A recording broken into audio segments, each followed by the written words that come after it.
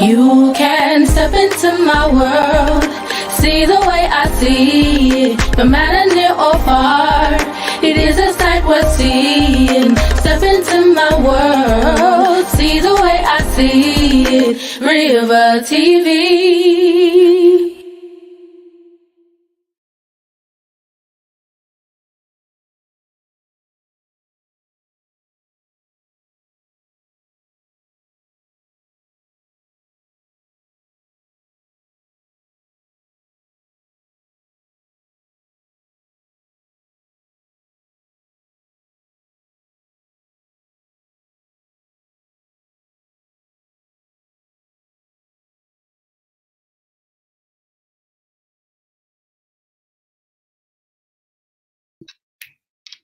Again, okay, I'm shouting out Kendra, okay, to tell Kendra how much I appreciate him for the super chat, and then Kendra hit me up with the "you're muted." Okay, we're gonna get this together. Let me start back off. Okay, let me start over. Let's just act like that didn't happen. Okay, we're just gonna act like that didn't happen. We're gonna begin again. Hello, everybody. Good evening, everybody. Good evening, everybody. I wanted to say shout out to Kendrell, okay, because he said before we even begin, I'm gonna go ahead and hit that support. Okay, go ahead and shout you out. I wanted to say how much I appreciate Kendra as a moderator as well as a viewer, because not only does he, of course, watch stream and hang out with us, but at the same time, he will go back, through different streams if you drop in people's channels in the chat. So shout out to you, Kendra. Thank you so much. So he says 20 from one of my favorite female content creators. Keep it up. You changing lives out in these YouTube streets, okay? With a K. So thank you so much, Kendra. I just wanted to say that. Zoe, thank you so much for that. Listen, Zoe dropped this comment at 11 o'clock this morning. Okay, so she just wanted to let me know she was saying hello. So hello to Zoe. Love Zoe. She's always super supportive. Thank you so much, Barrington Soul Music. Yeah, okay. I was starting off a little rough. Benjamin Walker, hello, how are you? Good evening. What's up, Kashan? Yeah, Kendra, he laughing at me. Blessings, Goldie. Thank you guys so much for joining. Don't forget to like this stream on your way in.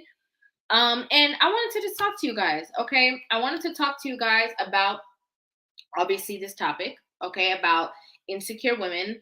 I've done a lot of different reaction videos lately, and I saw that I was getting a lot of mixed reviews in the comment sections from the men, okay? So I thought that was kind of interesting.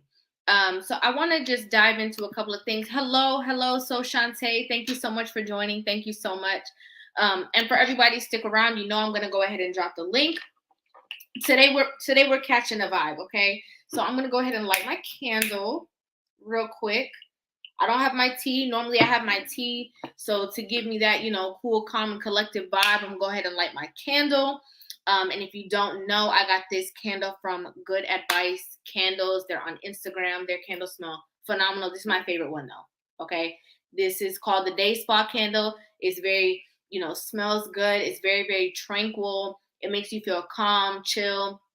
Normally I have my peppermint tea that makes me feel calm and chill, but this candle will do it for me. So just wanted to go ahead and light that so we can catch a vibe. Hello, Eugene. Thank you so much.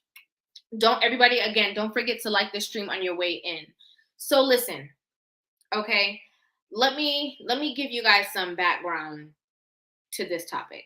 Okay, I did some reaction videos and I saw that there was a lot of men who were responding differently in my comment sections based on certain videos. Okay, so the first video that I did, it was a gentleman, him and his wife, they do skits on Instagram, right? And I'm sorry, they do skits on TikTok. And everybody knows that they do skits. I think they have a YouTube channel. Like everybody knows them as that couple that kind of like just like, like they just make fun. They have a couple jokes or whatever. Nothing too serious. But there was one video in particular where the wife was pretending to be a lady stranded on the side of the road, pretending that she, needed help on the side of the road, and he was like, oh, I can't help you because I'm married, right? He was like, oh, I can't help you, I'm married. He drives off, he leaves her standing there, right? And it was funny, haha, whatever you want to say. But a lot of people were taking it literal. And I did say in the video, okay, I did say in the video, like, hey, I'm not talking about, it's 2022. Okay. Everybody has to be careful of their safety and all kinds of stuff. But I was just talking about the fact that he was saying that he can't assist somebody without the permission of his wife. Okay. He can't help somebody. He can't assist her. He can't, if he sees a woman who can't reach something in the grocery store, he can't grab it because he has a wife and he's married, and, he don't want to get in quote unquote trouble. Right. And so I wanted to kind of give a little backstory to that. First of all, again, I'm going to say it again. It's 2022. Everybody has to be careful of whoever, you never know what predicament you can be put into or placed into based off of assisting somebody else, because people be plotting, scheming, all types of things. So you do have to be careful. However, I think that as a woman in a relationship, you don't ever want to feel like your man is doing things out of him trying to please you only. You want him to do things just because you know that this is a trustworthy person, that he can stand on his own 2 feet. You're not trying to control him. You're not trying to, drive the car with him in the passenger seat and tell him sit down and shut up and I'm going to tell you which way you should go. No, you're two different people getting into a relationship. Two separate entities with two separate ideas, sometimes two separate lives that you have to lead. Okay, I understand that the two become one when you get married. I understand all of that, but just for the sake of the conversation, just stick with me. Okay, there should be no reason why any man should be in a relationship and be under the regime of his wife or his girl. It's crazy to me. Okay, absolutely crazy. It don't make sense to me at all. So what I was saying within that video was that it's not about the kind of help. It's the mindset of, I don't want my wife to be upset. I don't want to hear her mouth. And so I'm not going to be kind to other women outside. I'm not going to be nice to other women outside. I'm not going to, be too nice with the cashier at the grocery store. I'm not going to giggle too much with the lady at the drive-thru or at the pharmacy or wherever the case is, wherever the waiter at the restaurant, the waitress, I'm not going to be too nice with her because I don't want my wife to feel some type of way and I don't want to have to deal with this.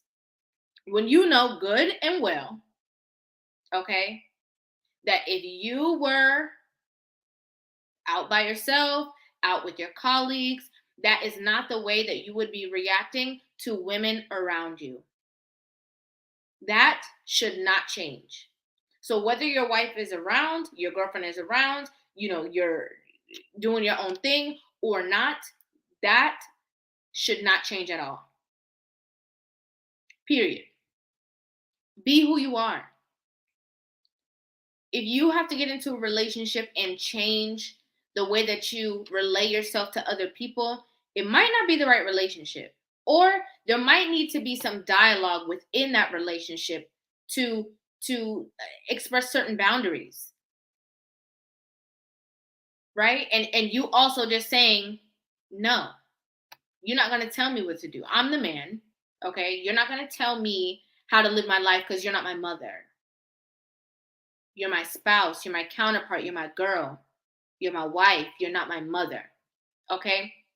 And so when that situation happened, when I was leaving the comments, when I was looking at the comments in the comment section, I saw a lot of guys like, no, like, I just don't want to hear her mouth, or no, I'm not going to do that because why would I make my woman feel more insecure, or whatever the case is. It just brought me to this exact conversation of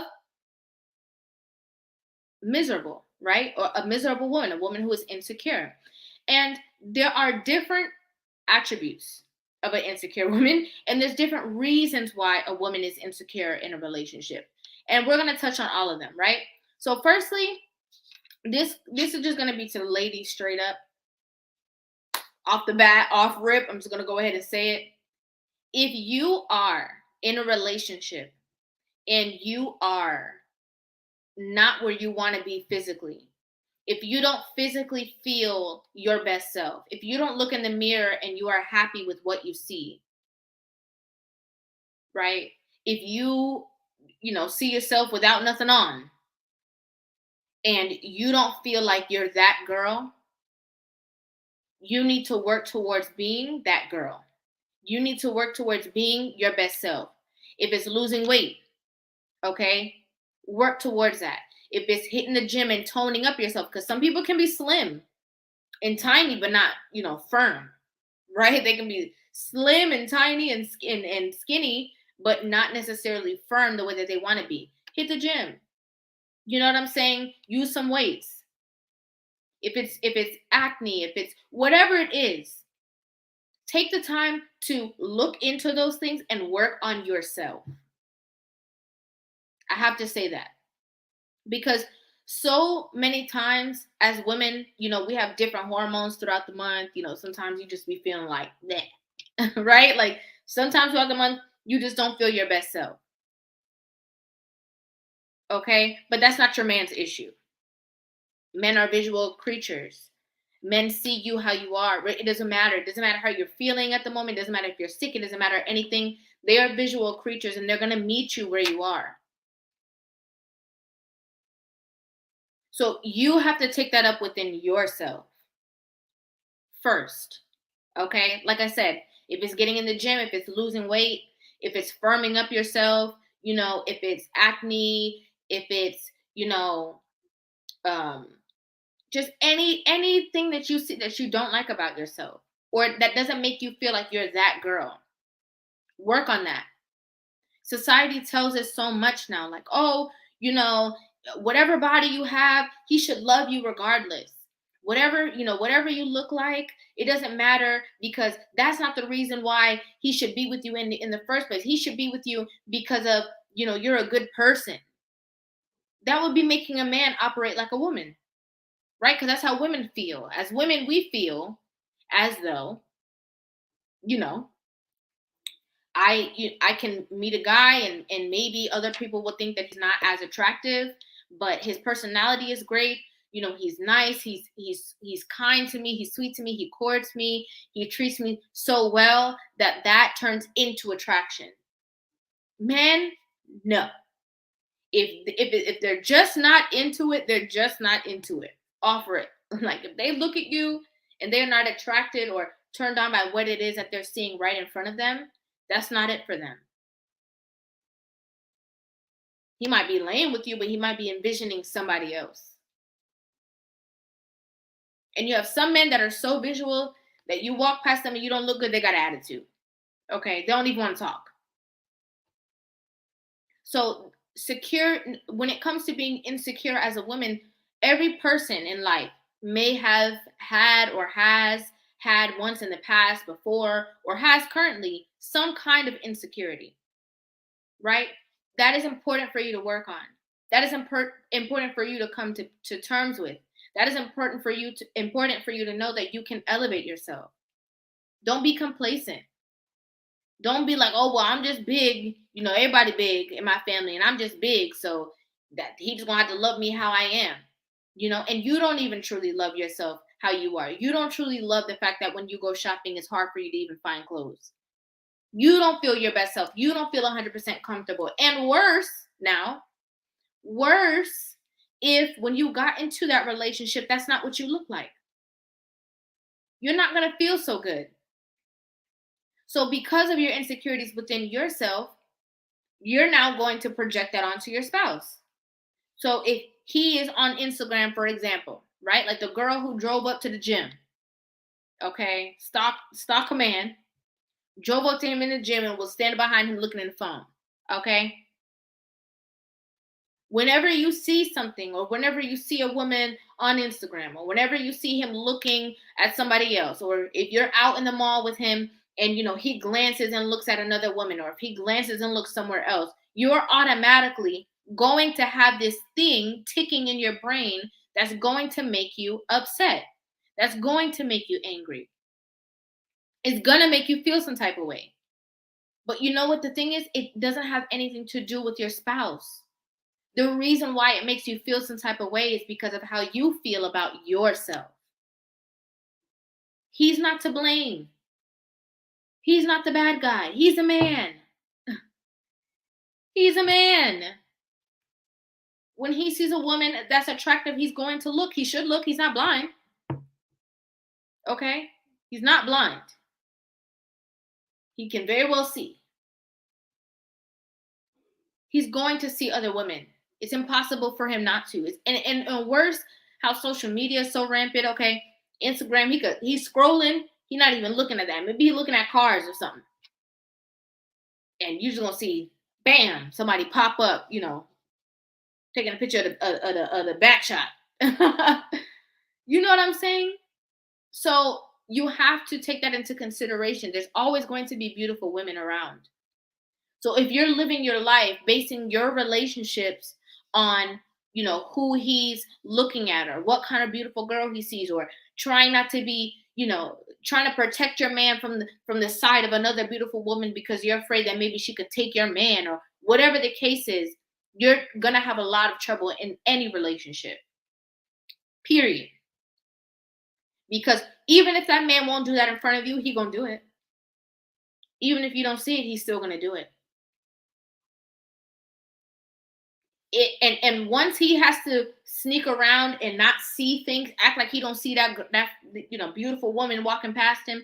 Once he has to start acting like he doesn't see that, only if you knew what he would do when you're not around.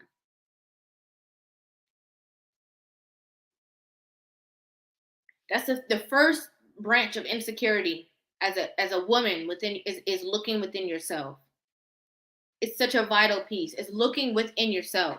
It's so important, because if you don't, every other woman that you make a complaint about via Instagram, okay, it could be an Instagram model, it could be somebody that he literally doesn't know in real life, via Instagram, maybe one of his high school friends, somebody that he knows from the past, whoever the case is, once you start complaining, bringing those girls up, who is that? Who is this? I know you're not looking at her. Why is she calling you? Why are you talking to her? Why are you looking at her like that? Once you start doing that, all those women that you name and bring up, you are now putting those women before yourself. Listen to me, okay? Listen to me. You are now putting those women higher than you. Because he's like, oh, well, I actually thought my girl was prettier than them. But if she's tripping on them, maybe I need to go back and take another look and see what they really look like. Maybe they look better than I knew they even looked. Maybe she does look good. Maybe I'm tripping. Maybe I didn't see this coming, but maybe these girls are way better than I could have even anticipated if they actually look. Let me go back and look on their Instagram now. Oh, she DM me on Instagram. Oh, let me respond. You're pushing him in that avenue because you're accusing him of it. You're anticipating it within yourself because you genuinely feel like, I'm insecure. I don't feel like I look so good. So, one day he's going to see that he can actually do better than me. So until he does see that, I'm going to fight with him all the way down the road instead of looking into myself and fixing what it is that I need to fix within myself to make myself feel better about me, to make me feel like I'm that girl. And it don't mean that you got to get no work done. A lot of people run, right? A lot of people run to the doctor's office to go get work done because they think that that's what's going to make them look the best version of themselves. You could work out, You could work out. Lifting weights absolutely works. I always say it too, like a lot of women who actually work out, like go in the gym and actually work out, not just go in the gym to take a selfie real quick and run away. Like a lot of women who actually work out, when they work on their body in the gym, you're never going to get that kind of result from going to a doctor. It's always going to look really good because it's going to be proportionate to your body. How you naturally are, how you're naturally made. So I want to say that for one, I don't want us ladies to sell ourselves short of the things that we desire, require. If it's your teeth, get braces. Even do some research, figure out what you can do. Invisalign, veneer, whatever it is. Look into it. Don't just look in the mirror and mope every day. You can progress. Beauty is not just for the people that you see online. It's not. You can do better. Don't just use the excuses of the people who were before you. Oh, everybody big, so I'm just big. It runs in my family. It doesn't run in your family. The food that everybody else was making is the same food that you're making. That's what runs in your family. Y'all ain't just big bone. That's what Southern people say. We big bone. Oh, she ain't big. She just big bone. You can do that. You can work on yourself. You can elevate yourself. Because there was somebody, I don't remember exactly who it was, but there was somebody and she was saying that, I think she was like an Instagram model, and she was saying that, a lot of women that she sees, she's beautiful. Oh, you know who it was? It was Bernice Burgos. Beautiful woman. Okay. Whatever you guys want to, standard. If people look at her, they're going to say she's beautiful. Right. And she was saying she used to work at a nightclub. And she was saying that, like, oh, when I worked at that nightclub, the only people I had as my customers were obviously men, or I had women who were very, very beautiful with their men who would, she was, I think, a bottle girl. So like she would bring the bottles over, and, she said there was so many times that a lot of the women who were not as attractive, maybe they were a little bit overweight, maybe, they couldn't get the clothing together, or whatever the case is. When those women felt intimidated by her, they treated her really nasty, right? Again, that insecurity showing itself.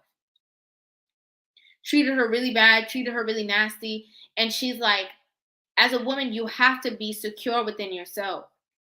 Because if not, you just look crazy to the world. I cannot tell you how many times, okay, I have gone places, no matter where it is, to the mall, to wherever I'm going, and I walk past a woman who's with her man. I don't know if it's her man, okay, but I'm walking past two people, a woman and a man. I glance, you see people in your vision. And I'm a very smiley person. I love to smile. Okay. If you see me outside, if you see Rivah outside, smile at me. I bet you I'm gonna smile back. Okay, because that's just what I do. I'm just that type of person. Hi, hello. There's so many people that I walk past, and just out of instinct, my first initial thought is to look at the woman. Just because I don't know. I know how other women think. And when I look and I go to glance and kind of like, hi, just smile because, our eyes are looking at each other. How much stink eye, roll eye, grabbing onto her man's hand, trying to force her man to give her a kiss. Like, you think we don't know what you're doing, sis? We know what you're doing. But what you think is you're sending a signal to us, to outside women or to outside people. That's what you think you're doing. You think that you're marking your territory, but what you're really doing is displaying in front of the world your insecurities. Do you know how much energy it takes to try to combat every woman that your man is going to see? Not possible. Do you know how difficult it is going to be to try to police his vision? Not possible. It's going to have you going, oh, let me see what's in your phone. Who's that? Who you talking to? Who's in the phone? Why you looking at that on Instagram? You go to the beach, you trying to figure out why women going to the beach with a thong on. And it's the beach. Because that's what they want to wear. They're not thinking about you. They're not even looking at you. That's what they wanted to wear. That's what they decided was the best fit for them to wear to the beach. They've been bought that bathing suit, and you're taking it personally. You're internalizing it like, oh, she just walking like that in front of my man. She just walking like that because she feels good. She feels sensual. She feels sexy. Maybe she's single. Maybe she's looking for a man. Don't mean she's looking for yours. But if you start giving your man too much of a headache, maybe she'll have a chance with yours.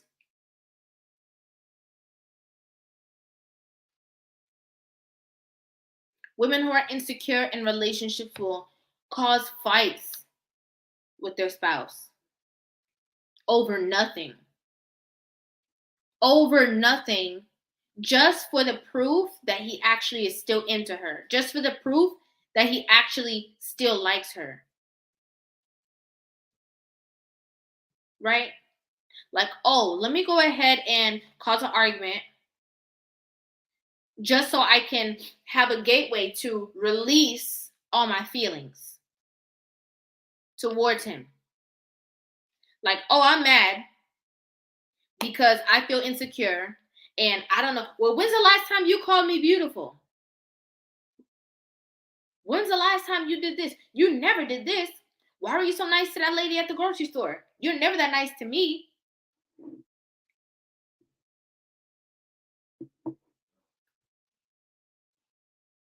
Why are you so this? Why are you so that? You never do this for me. Yeah, that's because you get on his damn nerve every day.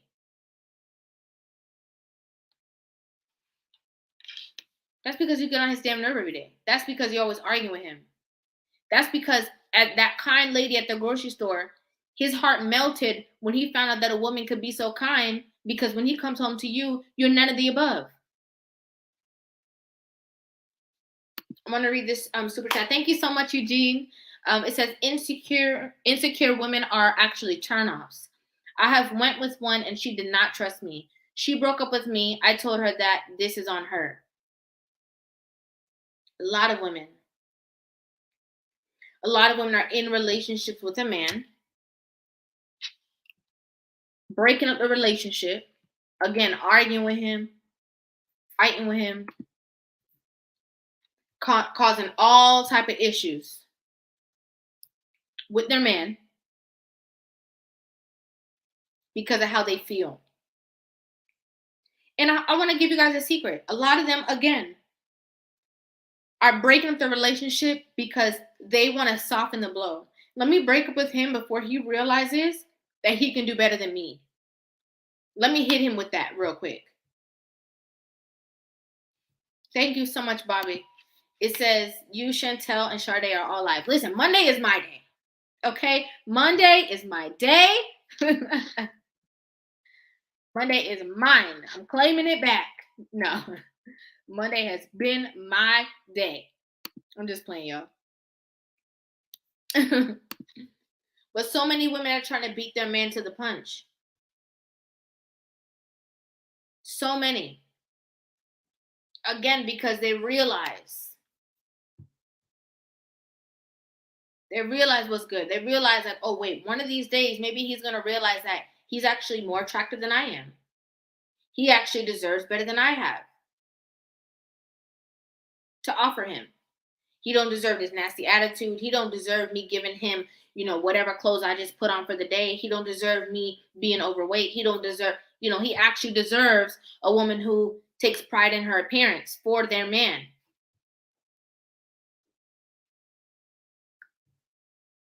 So they try to beat you to the punch and then they break up with you. And they're heartbroken, but they almost feel relieved because they would rather do it to you and go and get over it than you doing it to them. Not realizing that you don't have to break up with anybody. You don't have to. But you can work towards feeling better. You can work towards being the best version of yourself. I love this comment. It says, the craziest part is they begin to sabotage more. Like, they are sabotaging it. Your insecurities, you're going to go through his phone because you want to see who else he might be talking to because you don't look that good and you see the women that he likes the pictures on Instagram and you feel some type of way about that. You feel some type of way about, the people that he's giving likes to on Instagram, and you know that those women don't look like you. So now you sneaking through his phone, going through his Instagram DMs, going through his Facebook Messenger,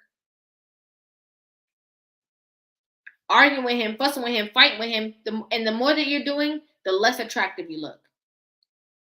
The more combat you give, the less attractive you look. The less he's interested, the less he want to deal with you, the less he want to be with you. But you know what you can do? All that energy that you're putting in to him is what you should be putting into yourself. All of that energy, looking through phone, looking through DM, fighting with your man, put that into being the best version of yourself, working on yourself. There's so many different attributes. If it's acne, I'm just gonna use that for an example. All that time that you sitting there watching your man, don't be all loud and wrong. Go online, do some research, make a dermatologist appointment if you can.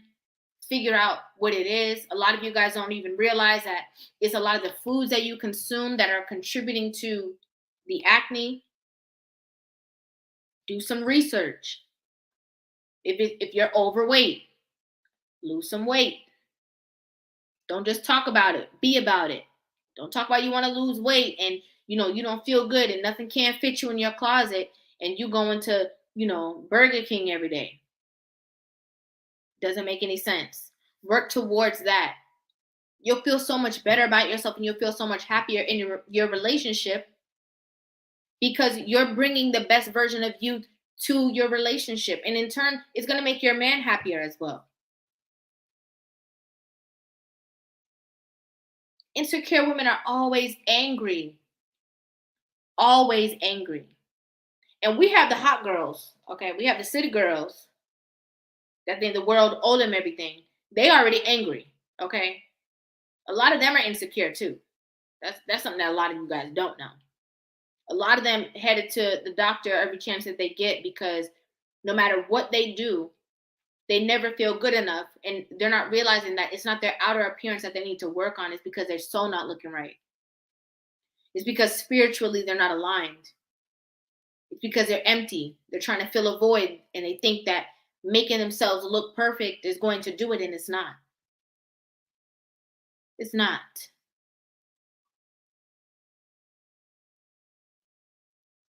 And that leads me to my next point. Some women are insecure in their relationship because, again, they have this empty space there. They have this emptiness within them.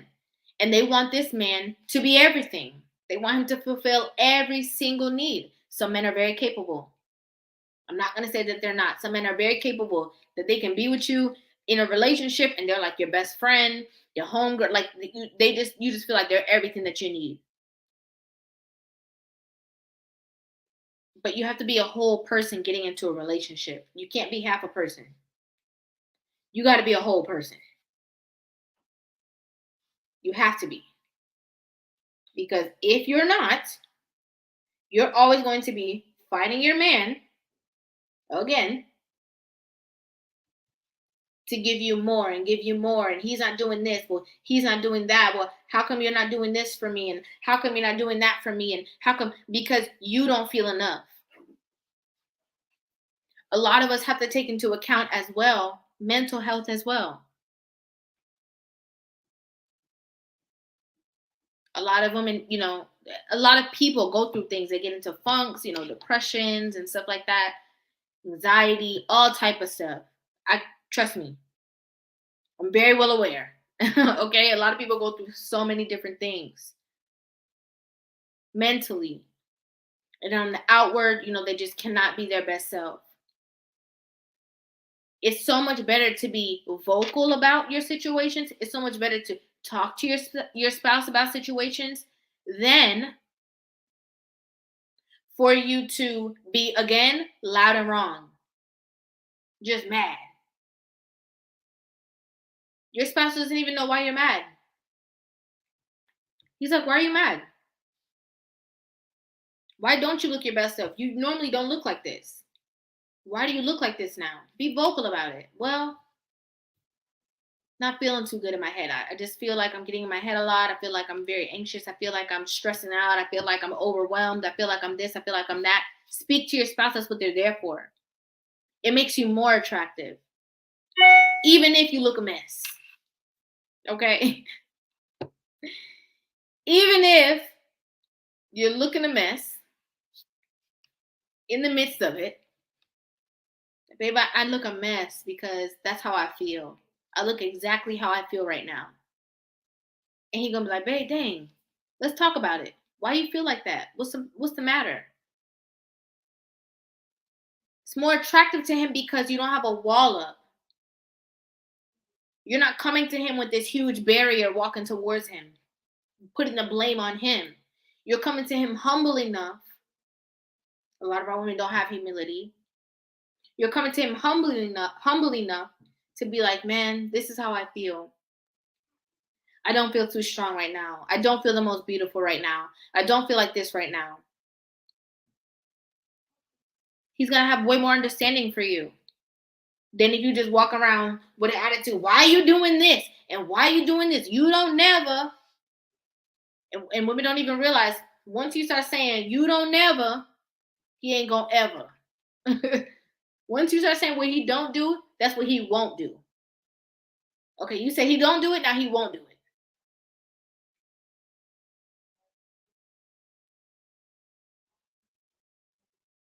It robs you of your happiness when you're insecure. It robs you of your peace of mind when you're insecure. Robs you of your joy.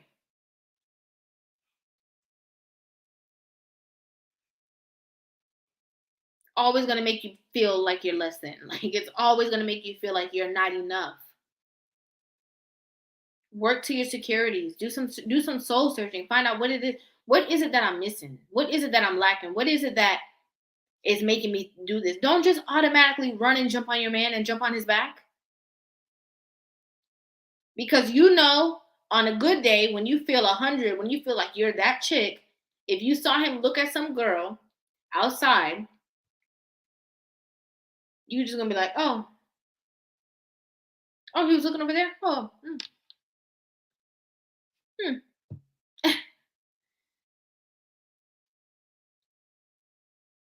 You might see him scrolling on Instagram and see some girl in some bathing suit,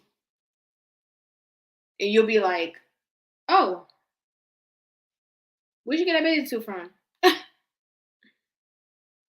You don't take things so to heart. You don't take things as serious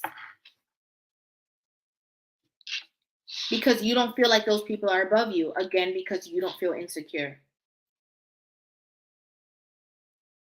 It's toxic. Insecure. When a woman is insecure, they be mad at everybody, mad at the world. You go to catch a woman who's insecure in a line at Dunkin' Donuts or Starbucks in the morning and see if they don't flip you off if you talk to them wrong or if you cut them off in the line. Because their happiness relies on everything else because they don't get that fulfillment from their spouse.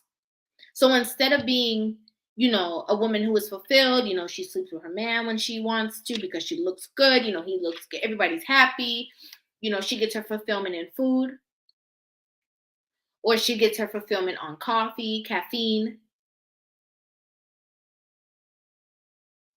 wine, alcohol, whatever it is. They get their fulfillment elsewhere because they're not doing the necessary work within their relationship to feel secure. They're not. They rather talk about it. They rather talk about it and complain about it, argue about it, fuss about it, fight about it, bring it up every chance that they get. But to actually do the work to make themselves secure or feel happy within their relationships, that they're not doing. They're like, that's where I draw the line. Oh, you want me to go to the gym? That's where I draw the line. You better take me as I am. Don't be body shaming me.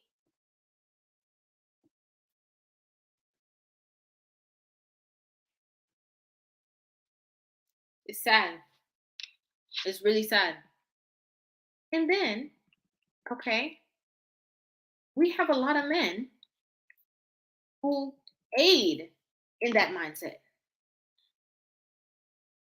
Like, oh, well, no, that's just how she, well, if my wife, look like this, then that's just what it is because, that's what happens. And I'm a man and I have to be understanding and I have to accept this. But every woman that you look at on Instagram, you're wishing that your wife or your girl actually look more like that.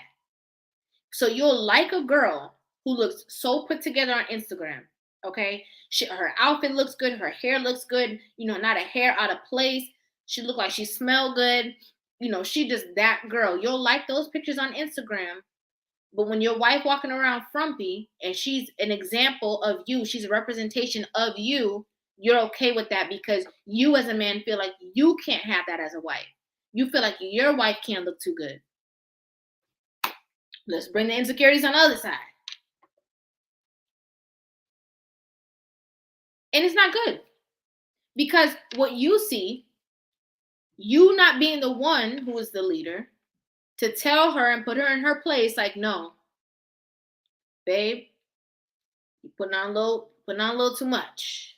I'm not used to you being so big. You're getting a little big. You're allowing her to go into the world and face all type of stuff. Criticism, stress, drama, can't find an outfit, can't find no clothes, can't fit into her old clothes, doesn't feel her best self, feeling insecure, arguing and fussing and fighting with you. When she go to the parent-teacher conference, everybody talking about her and laughing about her. If you require your woman to look a certain way, or if you want your woman to look a certain way, and that's how you met her, and you feel like that's when she's her most attractive, is when she's a certain size, you have to be able to communicate that. It's better she hear from you than she post something or somebody in her family be like, I'm Caribbean, so my family have no problem telling me if I gain some weight. They'll have no issue. You got to be able to do that. You got to be able to check it because you're the leader. You're the guide. Women love leadership. Don't get it twisted. Don't get this happy wife, happy life narrative twisted. Women love a man that can lead and guide them. Women love a man that can be like, yo, go sit down. What are you doing? Don't do that. Why are you doing that? Women love that, contrary to popular belief. I'm a woman, I'm telling you. She'll respect you more for pushing her to her limits. She'll respect you more for being like, yo, babe, get in the gym. I saw these workouts. I'm going to work out with you. I know all of these things. I know so many different reasons why, you gain weight or whatever the case is. But I'm going to work out with you because I want you to feel better about yourself. She'll respect you more. Thank you so much. It says Yardley Moyes. Congrats on the growth of this channel. What's your thoughts on hyphenated last name? Me personally, I consider that a red flag. Peace, queen. Thank you so much for the super chat, Yardley. I don't, me personally, okay. Because of how much I value having a woman having a spouse and a woman, having children with a man and legacy and stuff like that, I personally don't agree with hyphenated last names. We might have to talk about this another time, but I personally don't agree with that because the whole point is that this is your leader, your guide, your man. If worst comes to worst, he'll die for you. But you don't want to give up your last name, or you want to hyphenate your last name and keep your name in there. For what? You leave your family. Now, this is the family that has chosen you or that you have chosen as well. You take on that name for the sake of your children, and now you two create a legacy with this name. A lot of people do it, especially for business. You know, a lot of women have said it. They joked about it, like, well, I'm a doctor and I'm not gonna, I'm not gonna um change my name because he didn't go to med school all those years. Putting your career before your relationship and your legacy. So we might have to have a different conversation about that, but yeah, that's crazy to me. Um, yeah, as a man, you have to be that leader to be like, listen, no, you need to lose some weight. You don't look good. Babe, put them Twinkies down. You're not looking too fresh like you used to look. It's essential for the betterment of your relationship. Very essential. Now, I want to talk about this aspect too. I'm not talking about a woman who is in a relationship and she is insecure, right?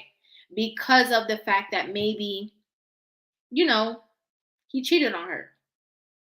Maybe he was talking to somebody else. Maybe he was, he actually, you know, stepped over a certain mark and broke the trust within the relationship. I think that's completely understandable for a woman in that situation to be insecure. That makes a whole hell of a lot difference if that woman is insecure. We look at that woman and say, wow, like, I admire your strength for trying to get through this and trying to work through this that a lot of people can't work through. That insecurity is completely understandable and completely reasonable. But I have to say this part too. As much as I understand that woman being insecure, and as much as I understand how reasonable it is for her to feel less than or feel not worthy because, her person stepped out, that still does not give full range for you to start going through his phone and stressing this man out. If you have decided that you are going to stay in that relationship, you cannot be using this insecurity and dangling it all over the place and turning into his mom based off of what has happened in the past. Either you're going to forgive and try to work on that and move forward and still communicate. Babe, you remember what happened? I'm having a tough time right now. I don't want to hear about nothing because I'm having a tough time based off of what we've been through in the past. That's one thing. Trying to mother him and smother him and be his mother and, control all that stuff.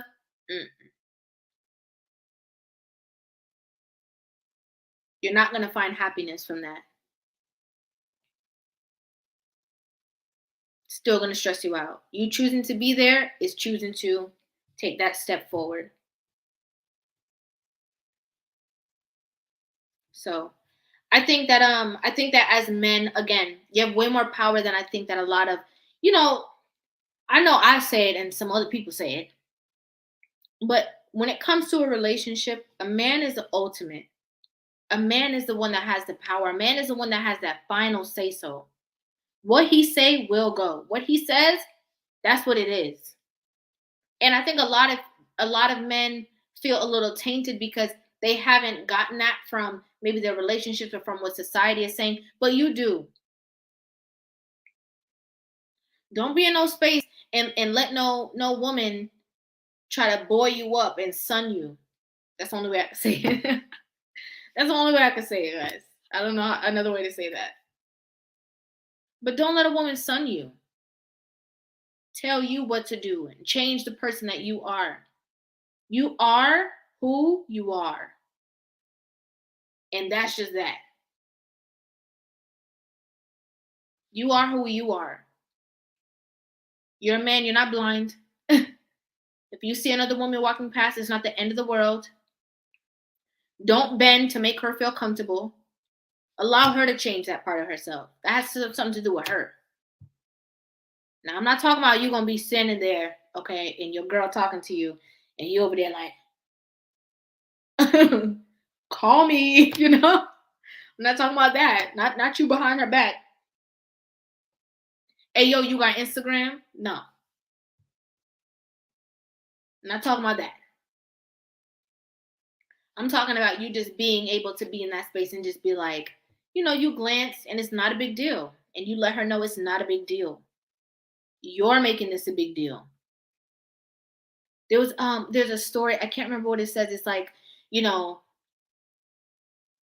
you a man saw a woman by a lake. I don't know how it goes, I'm paraphrasing, but a man saw a woman by a lake and he walked past the woman and he keeps on walking, and then like, he's walking with his girl and she says to him like, "Oh, you were looking at that girl by the lake?" And he was like, "What girl by the lake?" Right? And she's like, "The girl that you saw by the lake." And he's like, "I didn't even see her." But you see, that's on your mind. You remember that girl in the lake. I don't even remember that. It's you that's carrying it. Sometimes a man can glance at a woman and he's not even paying attention. But because of a woman's strong insecurities, she feels like he was staring her up and down. He was trying to give her signals, and that never happened. That never happened. I see this comment from somebody named Rose. It says, "So she has to change a part of herself, but he doesn't. He is who he is." If you are trying to control your man, navigate the relationship, take ownership. Oh, that's my man, because when you guys were in the talking stage, okay, or when you guys were in the dating stage, getting to know each other stage, when you had no rank in the relationship, if you were out with your man and you saw him glance somebody else or look at another woman, you're not going to say anything. Am I right? Or am I right? You are not going to say anything because you feel like you don't have a dog in the fight yet. But once a man tells you that he wants to be in a relationship with you, and he actually wants to make you his wife, now that's my man. And because that's my man, he can't look at nobody. Oh, because that's my man, he better not be. That's how we get into that. So based off of insecurities, yeah, that shouldn't be something that makes you feel insecure.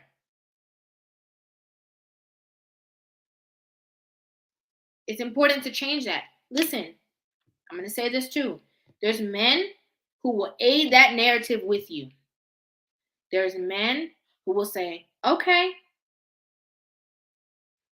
happy wife, happy life. I want her to be happy. I can't look. I have to act like I'm blind. Nobody looked at me. Nobody talked to me. If you're a woman, I'd rather push you down than help you because I don't want my wife to be happy." Then get you a man like that. That'll make me feel no way. Get your man just like that. I want to, me personally, I would want, if I was, this particular person, I would want to be in a relationship with a strong man, a wise man, an intelligent man, a knowledgeable man. The relationship that I'm in with my man, I'm not going to police his eyes. I'm not going to police what he's looking at. I'm not going to do any of that because one thing that I love about him, one thing that attracts me to him the most is his masculinity. I love that he's a man. I love that he can see the beauty in a woman, even if it's not myself. So why would I try to control that? Why would I try to control his eyesight, his peripheral vision? Why would I try to control any of those things? He's a man.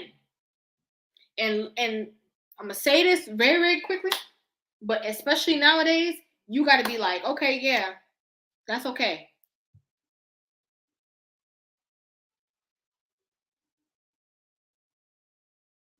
You have to be.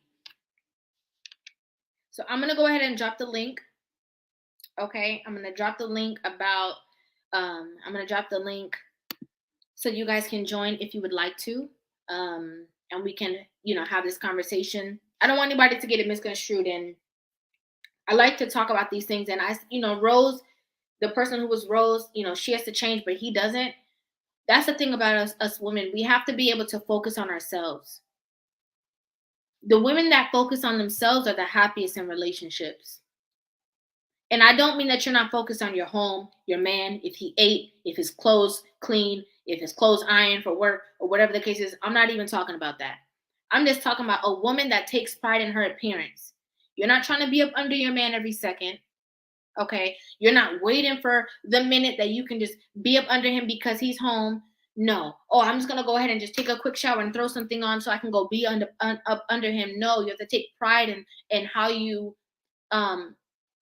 serve or provide yourself to your man. Hey, babe, I know it's your day off, and normally we spend all day together, but I have to go to the salon and get my hair done and get my nails done. When I come back, maybe we can spend some time together. Miss you. Love you. But I'll be back. Babe, I would love to snuggle with you this morning, but I have to go to the gym. I got to get it in. Babe, I'm working on my skin. I got to get my skin routine together. I can't just jump in bed right now. Okay? This is going to take me about 30 minutes for me to decompress all of this stuff that I have to work on to be my best version. People have to remember that it's two people getting into a relationship and building a legacy together. Building, children, family, financial wealth, generational wealth, all of these things together, but it's two people. You have to remain two people. The two become one, yes, but you still have to be a separate entity. You have to take pride in you. You cannot pour from an empty cup. You cannot. And if you can't balance just being with you and your spouse alone and getting that workout together, how the hell are you going to manage when you have children? 1, 2, 3, you're really going to lose yourself. You have to prioritize whatever it is that's going to make you feel secure within your space. Because it's important. It's a part of your mental health. It's very important. Very, very important. Okay, I'm sorry. I know I said I was going to drop the link, but I just really wanted to emphasize that. I wanted to emphasize that a lot because I think that a lot of women just feel like they have to. Oh, well, I just have to do this. And, well, I'm a mother or I'm a wife and I have to put him first. And no, you have to just get a better schedule. Get a better schedule together. If you know he goes to work at this time or the kids go to figure out a different time to go to the gym. Make it work. Prioritize it. You know what I'm saying? Oh, well, if he comes home at this time, be ready at this time. Start a little earlier with maybe your skincare routine or your home workout, whatever. Start earlier.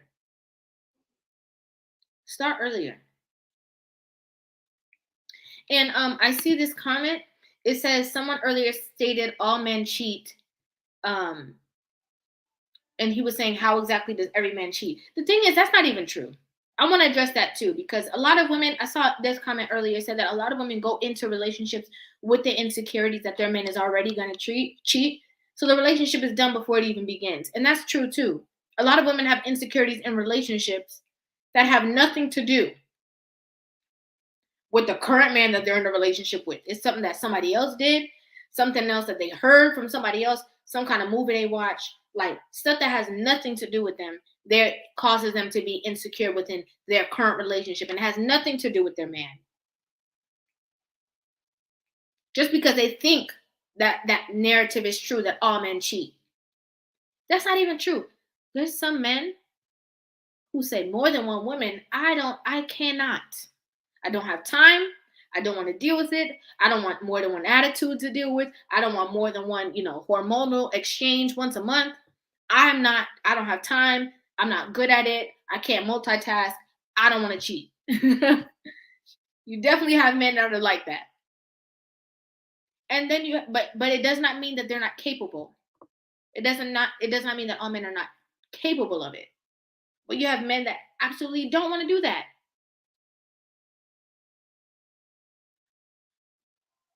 So, based off of conversations, based off of the vetting process, based off of you getting to know that person. You know how to maneuver. You know how to deal with that. But with a woman, you have to be able to, as a woman, you have to be able to know your man. A lot of women don't know their men. A lot of women will be surprised, okay, shocked, flabbergasted, if they knew the type of comments that their man will be leaving in a discussion like this, because they don't know their man. You have to take the time to know who you're with. Genuinely. Not just know the things that they like. Okay, like, oh, my man likes to eat. My man likes this. My man likes football. My man likes soccer, or whatever it is that he likes. No. Take the time to intricately know your man. Know what makes him tick. Know what he's attracted to. Know what makes him feel some type of way. You know, like, know what makes him be like, oh, yeah. You have to know these things. You can't just get into a relationship with a man and just expect it to just be all willy-nilly. Like, oh, yeah, you know, all men do this, and you're generalizing. Oh, yeah, well, my man, I got my man this because that's what men like. No, that's what your last man liked. This man don't like that. Your last man liked to be showered with hugs and kisses and affection and all that kind of stuff. This man that you're with is saying, you know how you can show me how much you love me? Respect me. Don't disrespect me. Don't talk to me bad. Don't curse me out when we get into a fight. Hold your composure. That's how I know that you love me. Two very different things. The last man could care less. You talk about his mama. Okay. You call his mama the B word. And y'all just move on, and he say, okay, how's dinner? Or what we gonna eat? This man is like, our relationship is over based off of that. I don't care what gifts you buy me. I don't care how expensive the gifts were. I don't care if you had to go to the moon to purchase these gifts. I don't want it if you're going to talk to me like that. They laughing at me. He said, the mama though?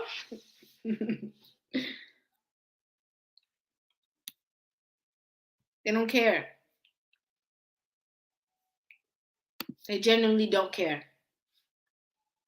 You have to take the time to intricately know your spouse, intricately know who you're dealing with, intricately know who you're in a relationship with. Because some women out here, when their man cheats on them, they're not surprised. They just have to act surprised for everybody else. Okay? They got to act surprised. I like this comment. It says, you can't pay to disrespect me. You can't pay me to disrespect. Right.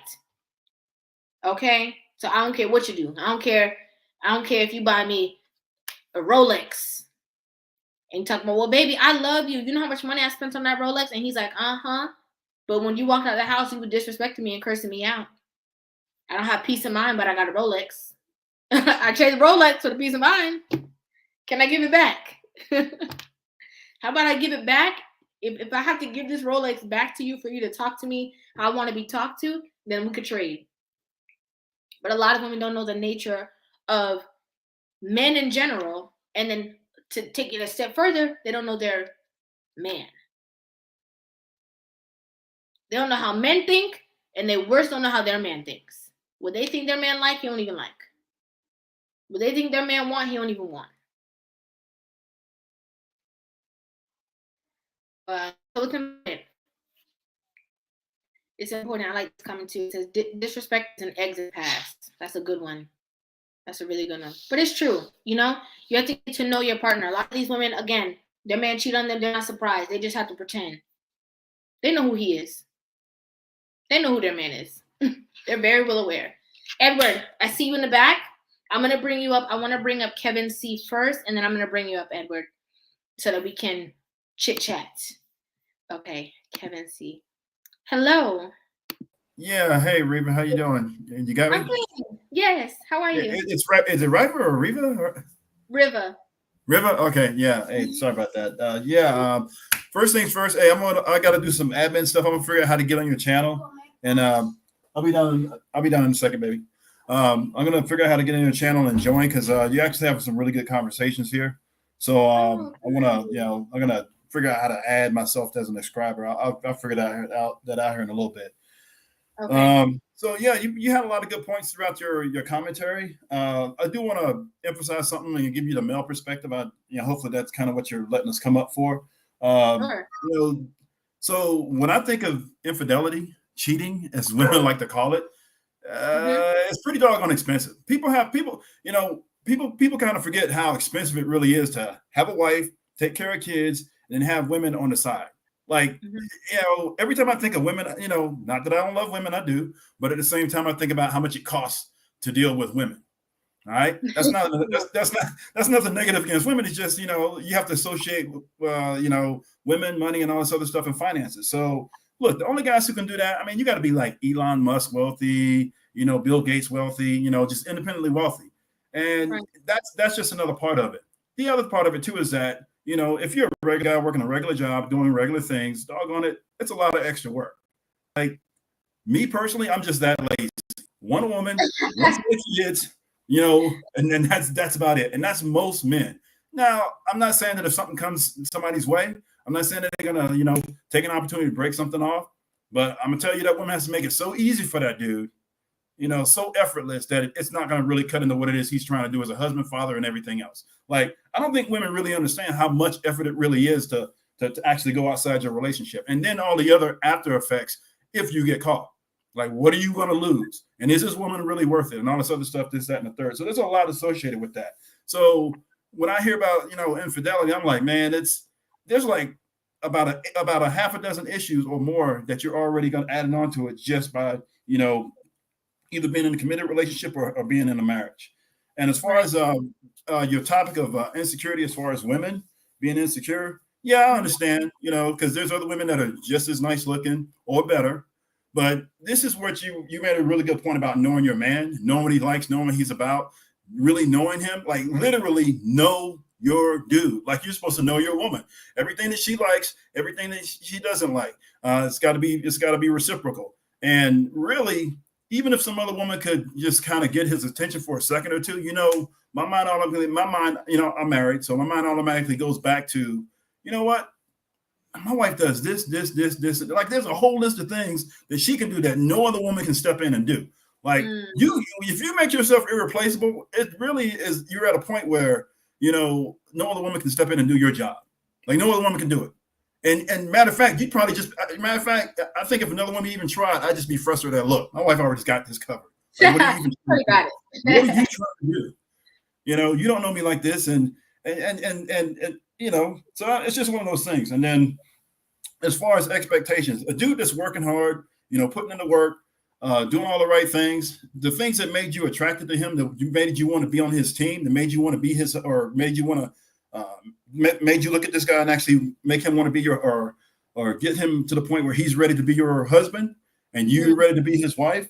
Well, then he's going to have expectations to go with that. So yeah, how you look actually is a big deal. But now here's the thing, men are going to give you latitude, meaning that, okay, look, over time, we understand that people get older, people put on weight and all this other stuff, this, that, and the third, but you can't, put on 80 pounds in like a year and expect us to be like, oh, okay, well, we're just cool with that. I actually Right. heard a woman say this. She said, well, she was been married for a long time, but she said, she went from, pregnancy to putting on weight to keeping it to, dropping weight and all this other stuff and everything else. And she said her husband had to deal with that. And I'm like, well, yeah, but what if he says something to you about it? And the way she came off was like, well, he's my husband. He's got to deal with it. I'm like, well, what about what he wants? You know, Right. what, and what if he's helping as far as diet and exercise and encouragement and all this other stuff and not putting you down, but just saying, hey, look, can we do this together? Let's embark on a journey together or something like that to try to, make it a team effort. But the way she came off, and I'm like, well, man, that's kind of interesting, the dynamics in her relationship. So, and I don't want to go too long because, my wife just called me for dinner, right? Oh, But okay. I just wanted to kind of get that in. But a lot of what you're saying is really on point. You're tracking, and literally, I think women kind of think about things in terms of kind of like a finite uh, aspect, whereas men, we have to think of the residual second, third, fourth, and fifth order effects Like, it ain't just cheating. It's what am I going to lose? Right. You know, this another woman just can't walk in here and start doing business the way, you know, your girl can, the way your wife can, the way the woman who really knows you can. It's just not going to work. All right. She'd have a whole, she's got to work harder to get in, to get her out. That's, you know, and I just don't really understand it. So yeah, you're tracking. But hey, thanks for letting me on. And you know, I'm gonna get the admin stuff squared away and get joined to your channel. And I love what you guys are doing. Appreciate it. Thank you so much. Thank you. He said, "Listen, this conversation cool and all, but I gotta go eat my dinner because my wife called me and she served my plate. Okay, as a queen should." And so I need to go and sit at the table with my queen. That's what he said. So many things that he touched on. I just want to respond to them because I know he said so much, and then we're gonna move right on to Edward. First of all, okay. So for those women who say that all men cheat, he just gave you a grand example that is not true. Because he said out of his own mouth, he ain't doing that. He ain't doing it. He don't have the time. He don't have the resources. He'll get frustrated too easy. She can't do what his wife do. And another thing that he said that really, really stuck out to me is that as a woman, you have to make sure that you are irreplaceable. Everybody has their stamp, okay? Girl, let me tell you, girl, you might not be the most beautiful woman in the whole entire world. Okay, you may not have the biggest rump shaker, okay, in the whole entire world. You may not have the prettiest face, feet. You might not be, you know, as small and short, whatever it is. But girl, whatever you got, work it. Okay? Work what you got. And be the best version of yourself, because listen, there's always going to be, I'm going to say it again. Yes, I did say rump shaker. Okay? Yes, I said rump shaker. There might be somebody who is, again, way more prettier than you. Way more, whatever it is. Whatever it is, there's always going to be somebody that's more than that than you. You might think you're funny. There might be a girl who is literally a comedian. You might think you're feminine. There might be a girl who is literally like a little, you know, church mouse ballerina. You know, whatever it is, but whatever you are and whatever it is that you have to offer, you have to be you authentically, genuinely. Give your man the best version of yourself. Another key thing he said, because he was cooking, okay? He was cooking. No, actually, his wife was cooking, but you know what I'm saying. He was saying that as a woman, you know, when you're in a relationship with your man, he talked about a story that somebody says that, oh well, you know, that's my husband. If I put on 100 pounds, he's just gonna have to deal with it. No, he don't. No, he don't. Why are we so willing to give our man? Why is it that you can allow this man in your body? You let the man in your belly, okay? The man could be up in your belly whenever he want to be. But when it comes to you giving him or offering him the best version of yourself, the only people who get that are the people at work. Your boss gets a better version of you than your man does. You make sure you're well put together when you go to work. Your hair done, makeup on, nails done. But when you come home, your man just get the scraps. And he gonna have to deal with it because he married me. He married you for a lifetime. He committed to you for a lifetime. He said he's not gonna go out there. He's not gonna cheat. He's gonna be right there with you for the long haul. When you old, he gonna take off the diaper and put on a new one. Okay, if that's what happens when you're old. He gonna bathe you if you're sick. He gonna do whatever it is that he has to do.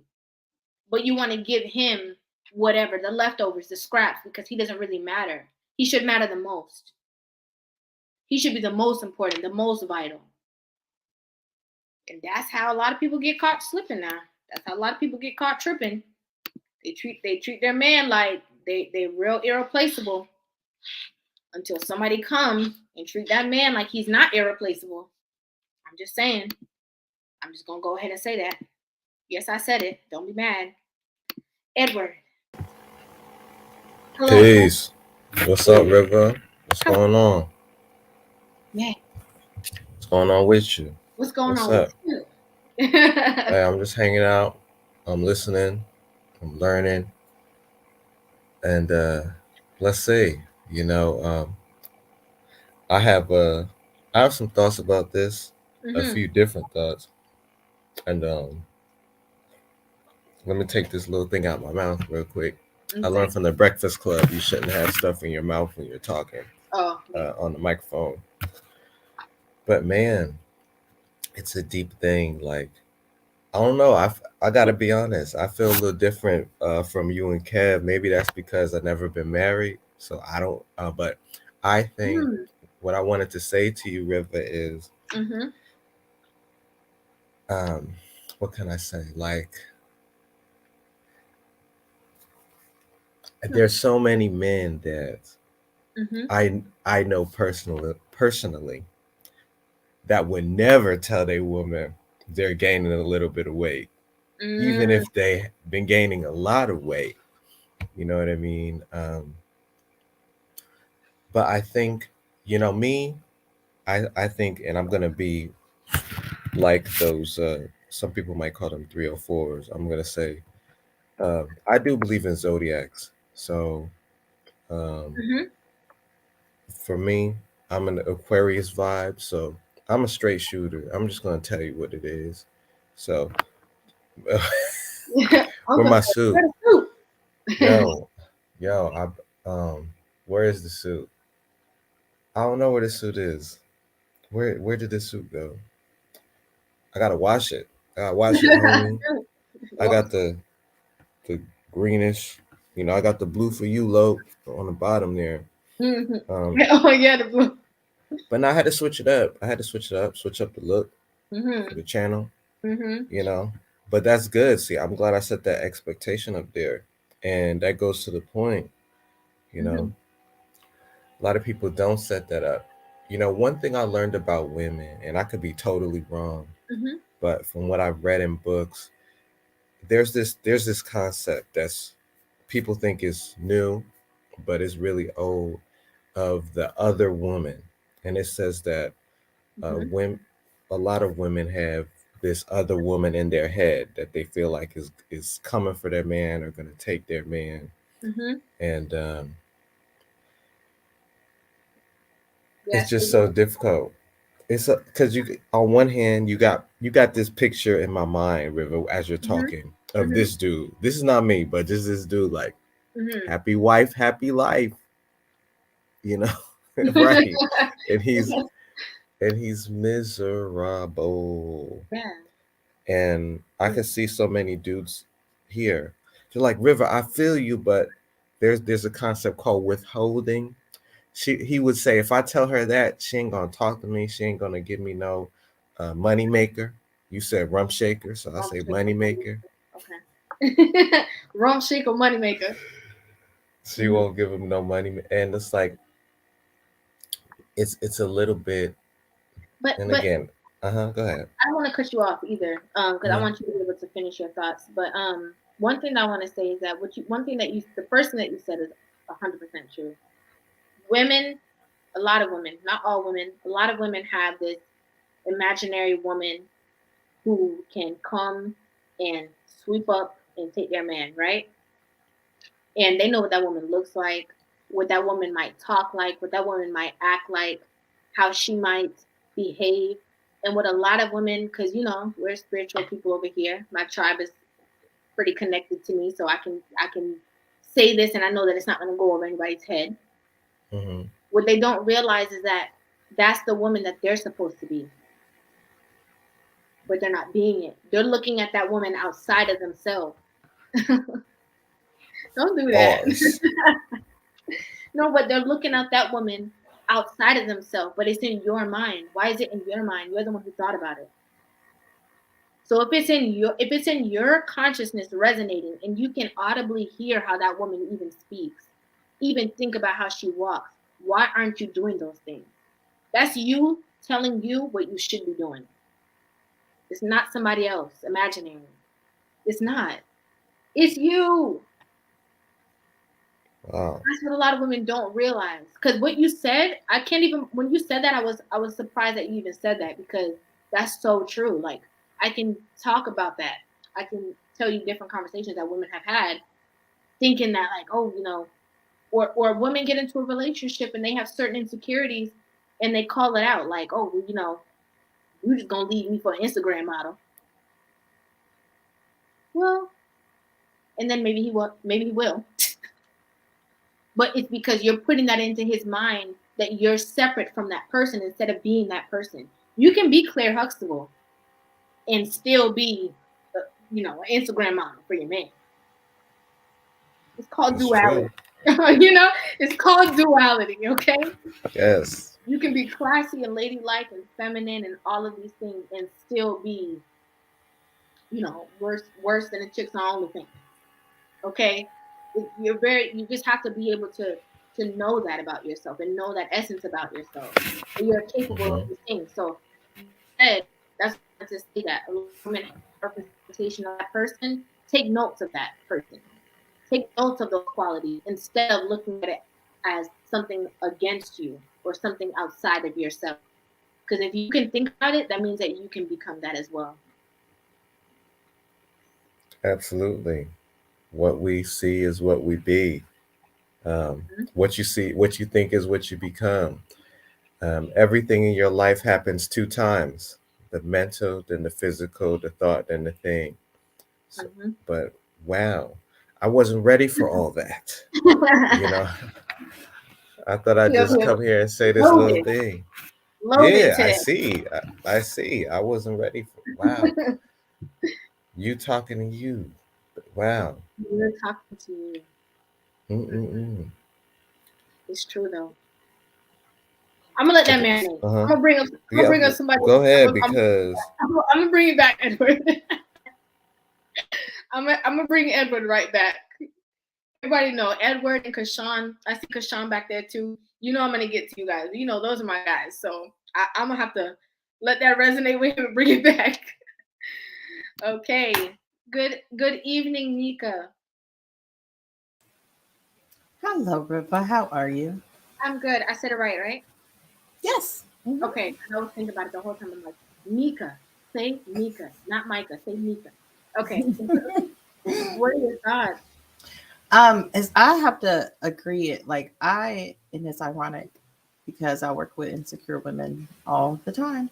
And the ones that are, most of them are not in relationships, but the ones that end up in relationships, they want it to work. And they're knowing something is wrong. Well, the people who care, because then there are some who don't care. And I do try to talk to women who are in like marriages literally that are horrible to their husbands because of things they're dealing with. And it's funny because I was talking to security boss and I was like, when it comes to women who with these negative energies and their negative vibrations, I don't entertain it. My time is too valuable. I cut it off. I may indicate like, I have something in my heart to share with you, but I'm not feeling it. And maybe when you're ready, you can come to me and I can try to help you further. But I just try not to put myself in that particular type of space. But and it's funny because I help women all the time and a lot of them are negative, but people who are ready and willing are at least open for it. But I don't hang out with or surround myself with those who are not. But I do kind of as like a third party or by way of the people that I'm trying to help, they'll be like, oh my gosh, Mika, I know so many people that can use what you're providing and so many. And that's why I end up making a podcast or making things on YouTube is because, with schedules, people are like, is there a place I can go? Is there a course, a book I can buy or something to get this information? Because I don't have, trying to catch up with you is not easy. But me trying to talk to these insecure women who are not ready, because eventually they'll get ready when they're ready. It's just super because they don't see a problem. It's not them. And then they're projecting those insecurities and everybody else is the problem. And the way they are should just be accepted by everyone. But at the same token, they don't have to accept anybody. And if people aren't on their page and the people who aren't on their page is a problem. And just that whole So if you don't get along with anybody and everybody's a problem, you never sat back and thought about maybe it's me.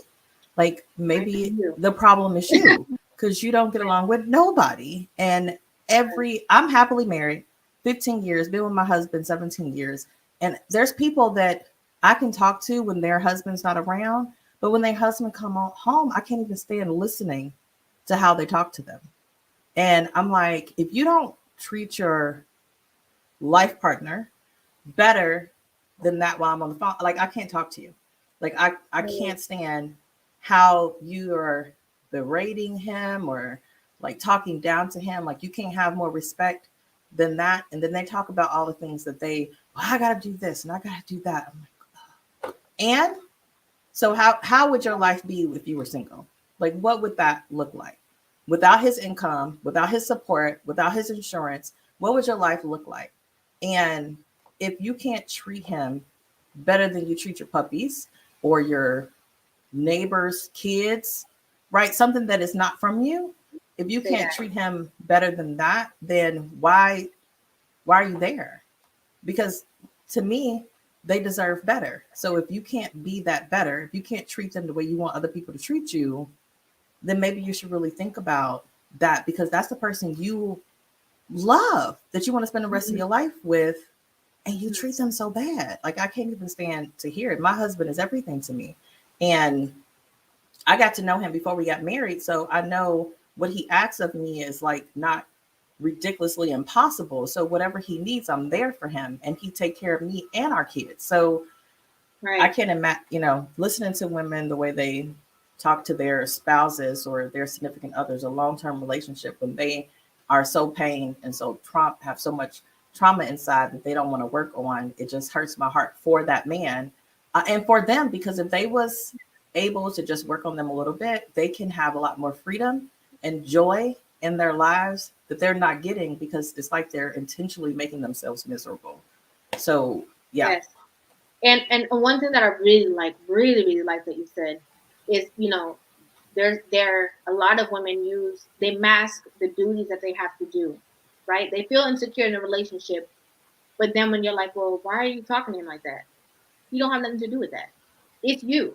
You have a problem with you're insecure. You have a problem with talking to him in a certain way because you got to do the dishes, you got to pick up the kids, you got to bathe the kids, you got to do this, you got to cook dinner, you have to clean the house. Make a schedule. That says more about your organizational skills than it says anything about your relationship. That's not his problem. He did his part. His part was he's going out, he working, he bringing back home some money so that you and all the kids can eat, so the lights can be on. Even if you guys are 50-50, even if you're working and he's working, he's still doing that to make sure that he's providing for you, because men are very family oriented. As much as women get it real twisted. Women are so quick to leave the baby and the kids at home with the daddy and go be with their friends. Okay, men are like, okay, I have children. This is my responsibility. I'm talking about when men have a family unit, These are my kids. We're going to have to be here together. We're going to work it out. When they're at work and they're making their money, they're thinking about the bills that they have to pay to make his wife or his girl, whatever the case is, and his children's life more comfortable. You do have some true and few that's going to be out there partying the same way that I'm talking about some women that do the same thing. But more likely than not, you see more women when they are at home with their children or with their husbands, they are the ones that are complaining about all the work that they have to do.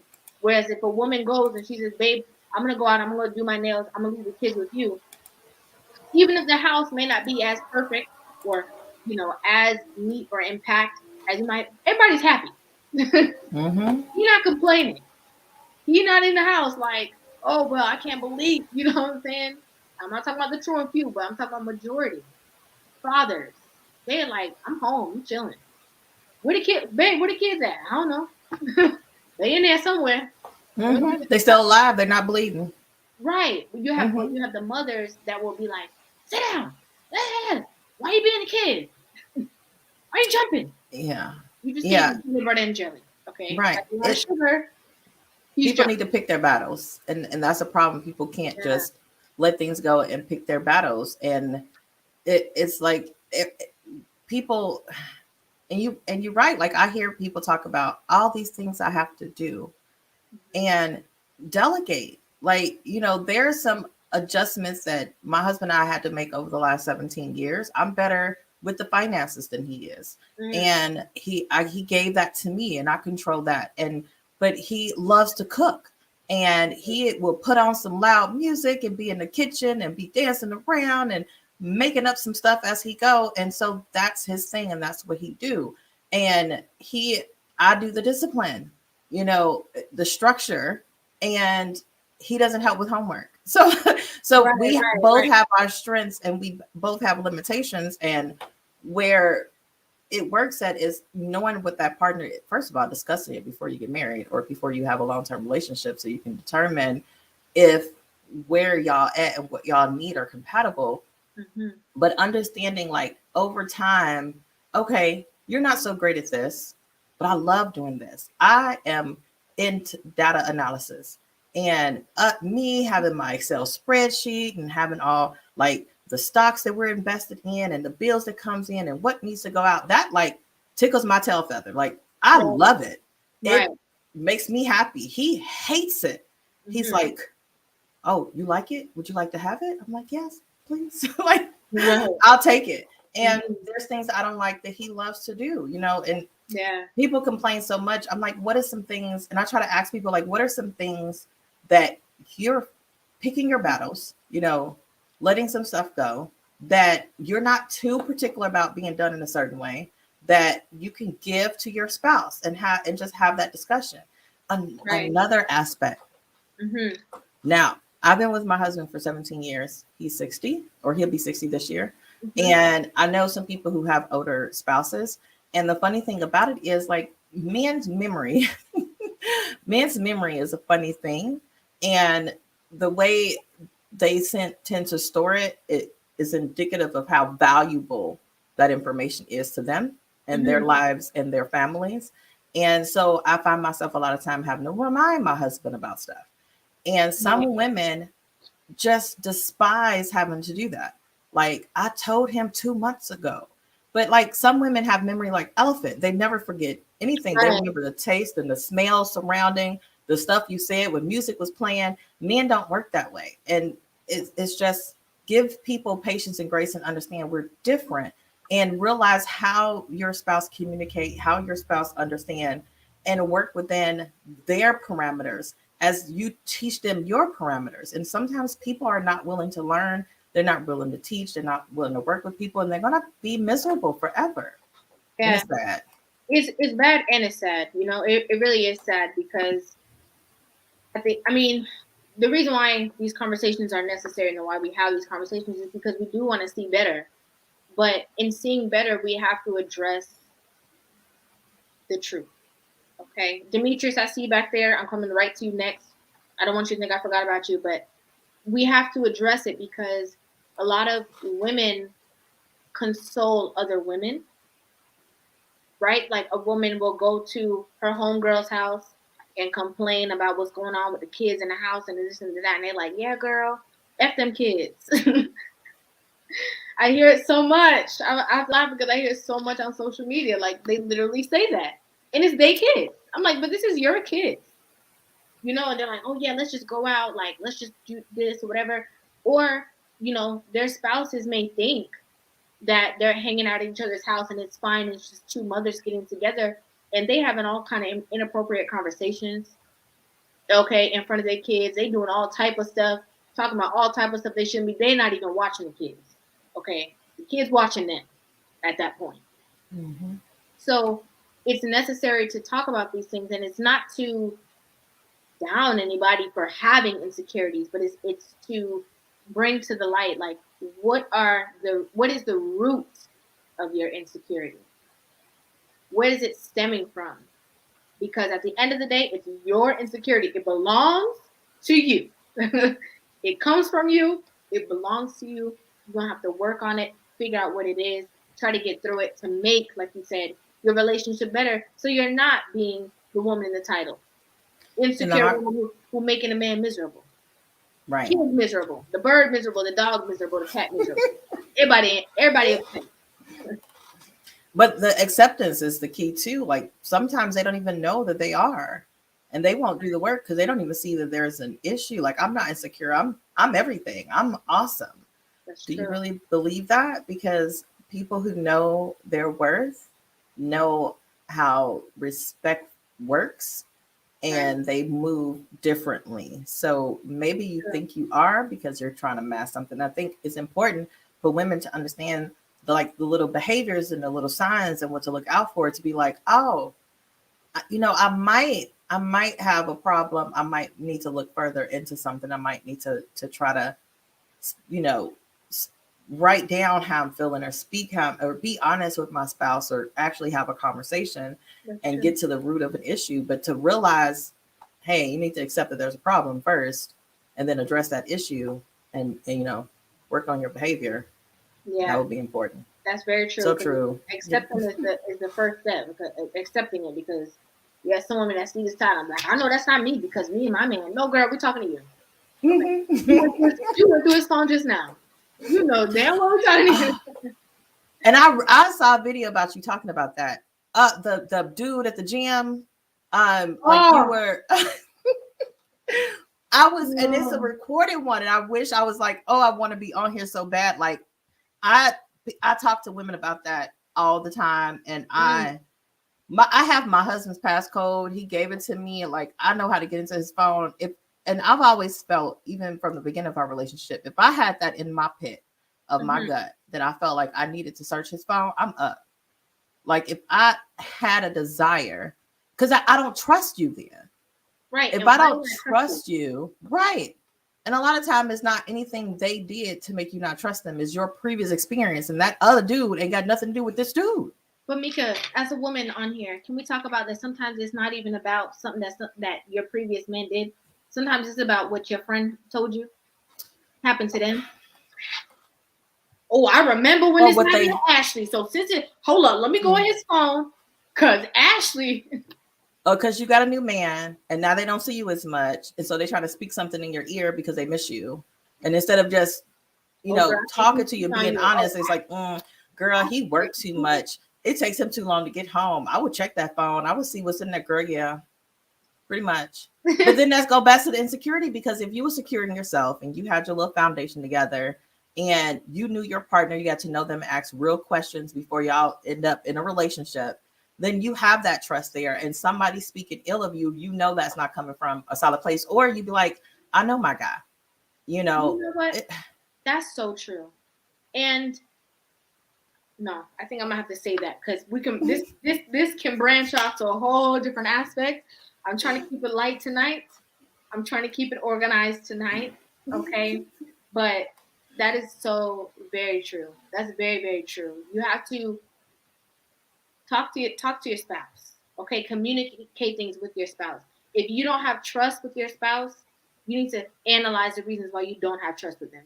And I say it all the time. If you're sleeping in your bed, right, with this person, that's your most vulnerable state of being, is when you are asleep. You're gonna have to trust the person that you're with. You're gonna have to trust that person. Listen, my man don't have no lock on his phone. But guess what? I'm not going through his phone. We do, because we got very smart kids who keep like going through our phone and sending stuff to people. No, I know. I understand the reason why, but I'm saying he doesn't. I'm not touching it. That's not. No one's talking to me on that phone. If somebody wants to talk to me, they're gonna call my phone. Right. Why am I gonna touch your phone? And I've been in a relationship, long time ago, with infidelity and all that kind of stuff. And I was always checking. I was always on the phone. Every time that man went to sleep, I was on the phone. Okay? And guess what? Every time I went on the phone, I found exactly what I was looking for. Every time. Yeah. I was too young to realize that the urge that you have to constantly check, the first time you went on the phone, you saw something. The second time you went on the phone, you saw something. The third time you went on the phone. That urge is telling you that you shouldn't be in this relationship. Right. If you feel the need to go pick up this person's stuff and go look all up in it and check it, and you need to evaluate everything. You need to take a step back. That urge that you have, because it's 2:00 in the morning and you sleep, You're like, oh, he's snoring. I know I could go through it now. You need to take a second and evaluate why not trust him? Why don't I trust him? And how negatively is this going to affect our relationship if he wake up and he see me on his phone?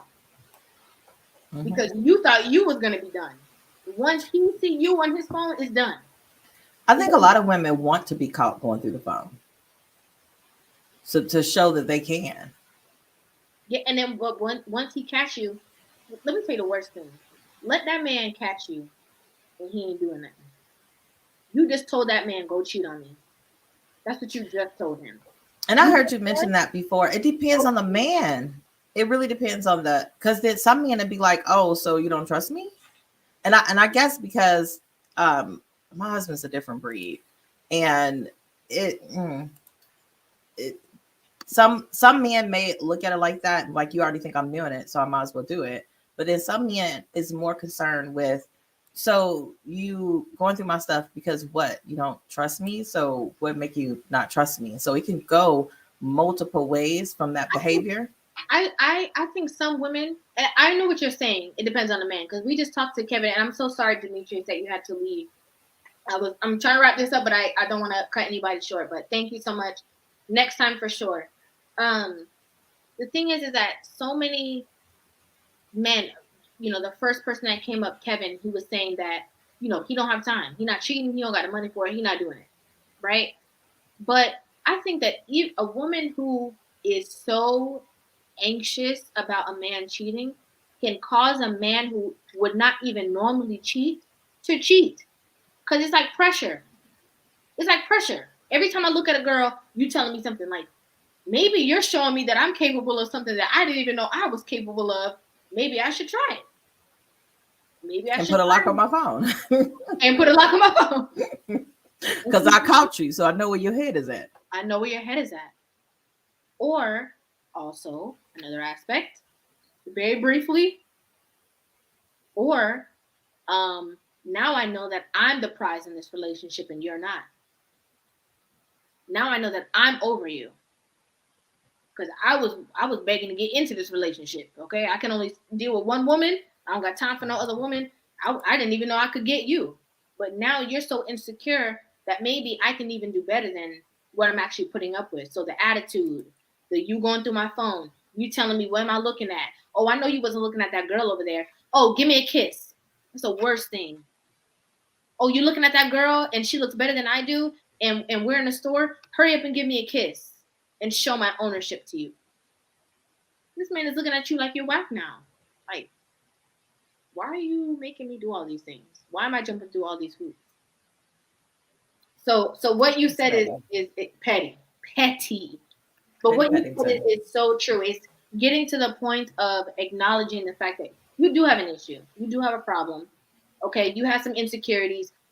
Check them out. We're not talking about if this man has actually, brought you through a situation of infidelity within the relationship. That's different. Mm-hmm. Your insecurities are reasonable. Okay, we understand. But this man ain't did nothing to you. He's treating you nice. He's treating you kind. You feel a certain way about yourself, and everybody else has to pay for that. Thank you so much for joining me, Mika. My pleasure. Thank you so much. Okay, Edward, let me bring you back up, Edward. I saw you in the chat saying that you got it together. I appreciate you. You got it together. Yeah. You had some more stuff to add. I do. Thank you, Rivah. I do have some more stuff to add to that. Mm-hmm. Wow. What can I say? Like, I do have stuff to say. This happened to me on the other side, from guys. For sure. Many times. Mm-hmm. Inside the house and outside the house. But for sure, relationships, a lot of what you guys talked about. And shout out Mika too. And man, like I was dating a young lady at the time. This had to be a while ago. And she told me her friend said I was looking at her or interested in her. Oh. And I for sure was not. And she was actually messing with one of those dudes that messes with everybody. So I could see how she would be insecure. And she Mhm. was kind of trying to put it inside of the other woman's head, you know. But she would do stuff like I'm sitting there, I'm at their crib or whatever, Mhm. and she's sitting there twerking right in front of me, We like like it's not even a party. right, right. And I was completely like Is there music in uninterested. here? I don't hear any music. Anybody else hear music? I don't. Why are you twerking? Exactly, That's it was that. It was like, why are you twerking? And the young lady, she wasn't drop dead gorgeous, but Mhm. like Kevin said, irreplaceable. It wasn't that she was irreplaceable because I'm not with her, but like, Right. she treated me well. Like, it was like she respected me. You know what I mean? So, and I think some people take that for granted, how Mhm. much respect can go and how rare it is. Mhm. But speaking as far as you guys talked about a lot, you and Mika, Mhm. about how some sisters act and how they should do this or that, or not do this or that. Mhm. And wow, Wait, I'm still at a loss. Go ahead. I wanted to ask you something because in before you were saying something about a woman. Um, you feel a little bit different than me and Kevin, Hmm. but I didn't. You didn't finish completely the thought of why you felt differently than we did. I'm gonna have to. I feel the same as Mika. Like the I keep stuttering. Let me be clear.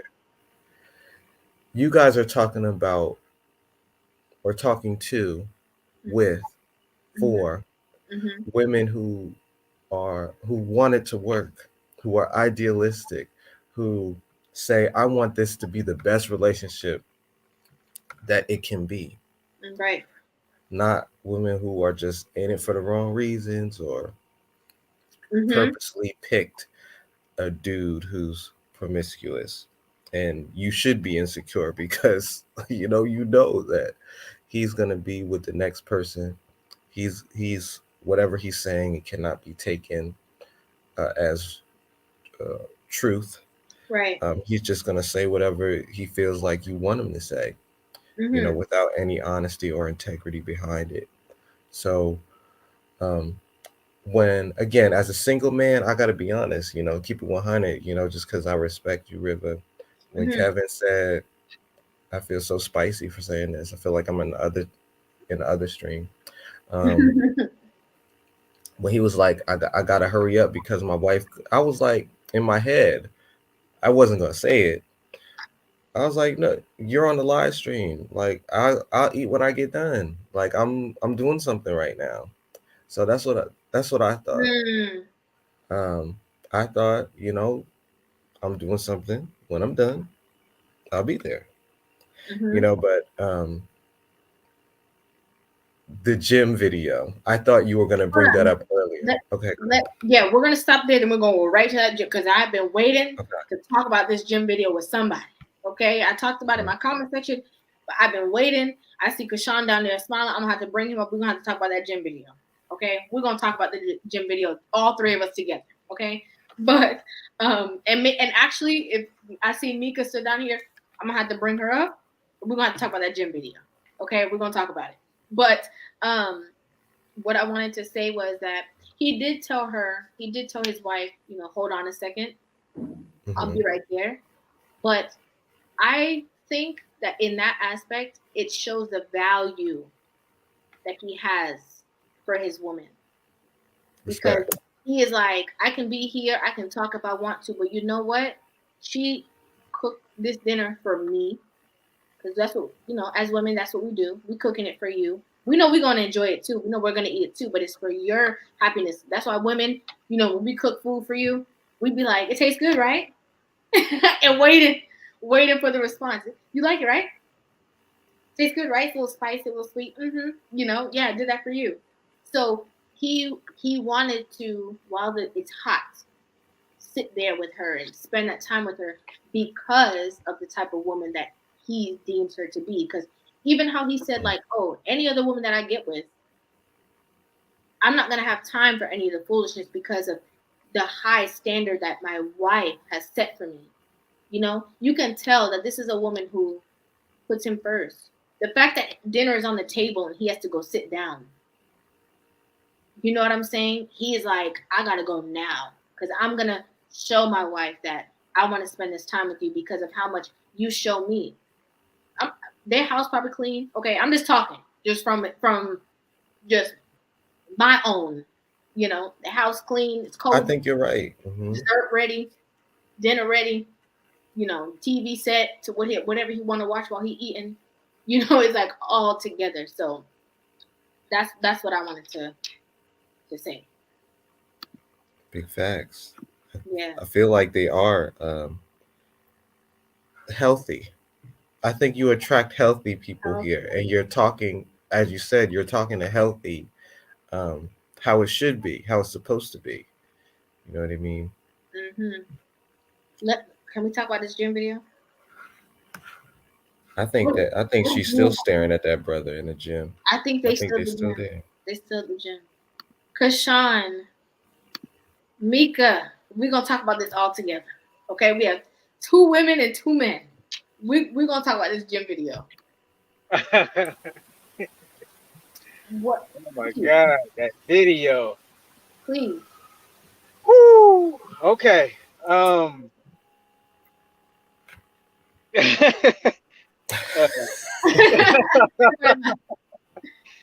Man, when you brought that video up, it was very interesting. And I was just going through all the comments and what people were saying. You know, you had some people talking about, well, how you know he was doing something bad? Maybe he was looking at this. Maybe he was watching Rivah. Maybe he was watching that. Yeah. Not that he wouldn't be watching Rivah. In my thinking, I'm looking at this woman. She stood behind that man the entire time. He was on the phone, and then she left, and he ran after her after he found out she was there. Yeah. Now, if he was doing something he was supposed to be doing, would he have run up after her like that? I don't think so. No. He wouldn't. Now, I'm a man. If I'm in the gym, I'm working out. I may stop for a second, take a breather in between reps, but I'm not going to sit on a machine for 15 minutes straight just playing with my phone. And this man, not only was he playing with his phone, but he had his earphones in. He didn't hear this woman come behind him. He didn't hear her breathing. He didn't know nothing. And you had guys trying to warn him. She's like, shh, don't say nothing. He didn't know until somebody told him. If they hadn't told him, he still wouldn't have known she was there. Which is mind-boggling to me. How you in a public space? How are you so unaware? That was the one thing that caught my focus. How are you so unaware that you don't know somebody is standing behind you? You didn't smell her perfume. You didn't hear her breathing. You didn't hear nothing. Okay. Poor dude. That's probably the only peace he ever gets is sitting on that bench at that gym. That's true. Listen, I wanted to karate chop her. Like, jump with him. Leave him alone. You're in a public, first of all, now, not only was it in a public place, now it's on the World Wide Web, okay, of you embarrassing your man. You literally holding his manhood like this and squeezing in front of in the gym, in front of maybe the prospect that he was talking to on the phone, and in front of everybody, in front of the whole internet. For the fact that you had to follow this man to the gym and he not know you are there, and you go stand behind this man, okay, hold it in your breath, because I'm pretty sure she must have been breathing like, she couldn't have been breathing heavy because he would have felt her breath, okay, on his neck. I'm trying to tell you. Stand there and, you know, hold your breath and look so hard in his phone for 15 minutes. And then leave the gym because of whatever you saw, good for you. I'm sorry. I'm not on her side on this. I'm not. I've seen a lot of women like, oh well, if you wasn't doing nothing, then I don't care. Good for you. All that time you took, that gas you wasted, gas is wasted. All the time, the gas, the energy that you wasted to go up in there, stand behind this man and say shush. For what? She was with That's what I wanted to say she was about with it. this man for 7 years and ended the relationship right then. Apparently. Good. I'm surprised it went that far. You've been with him for 7 years? Yeah. I love this comment.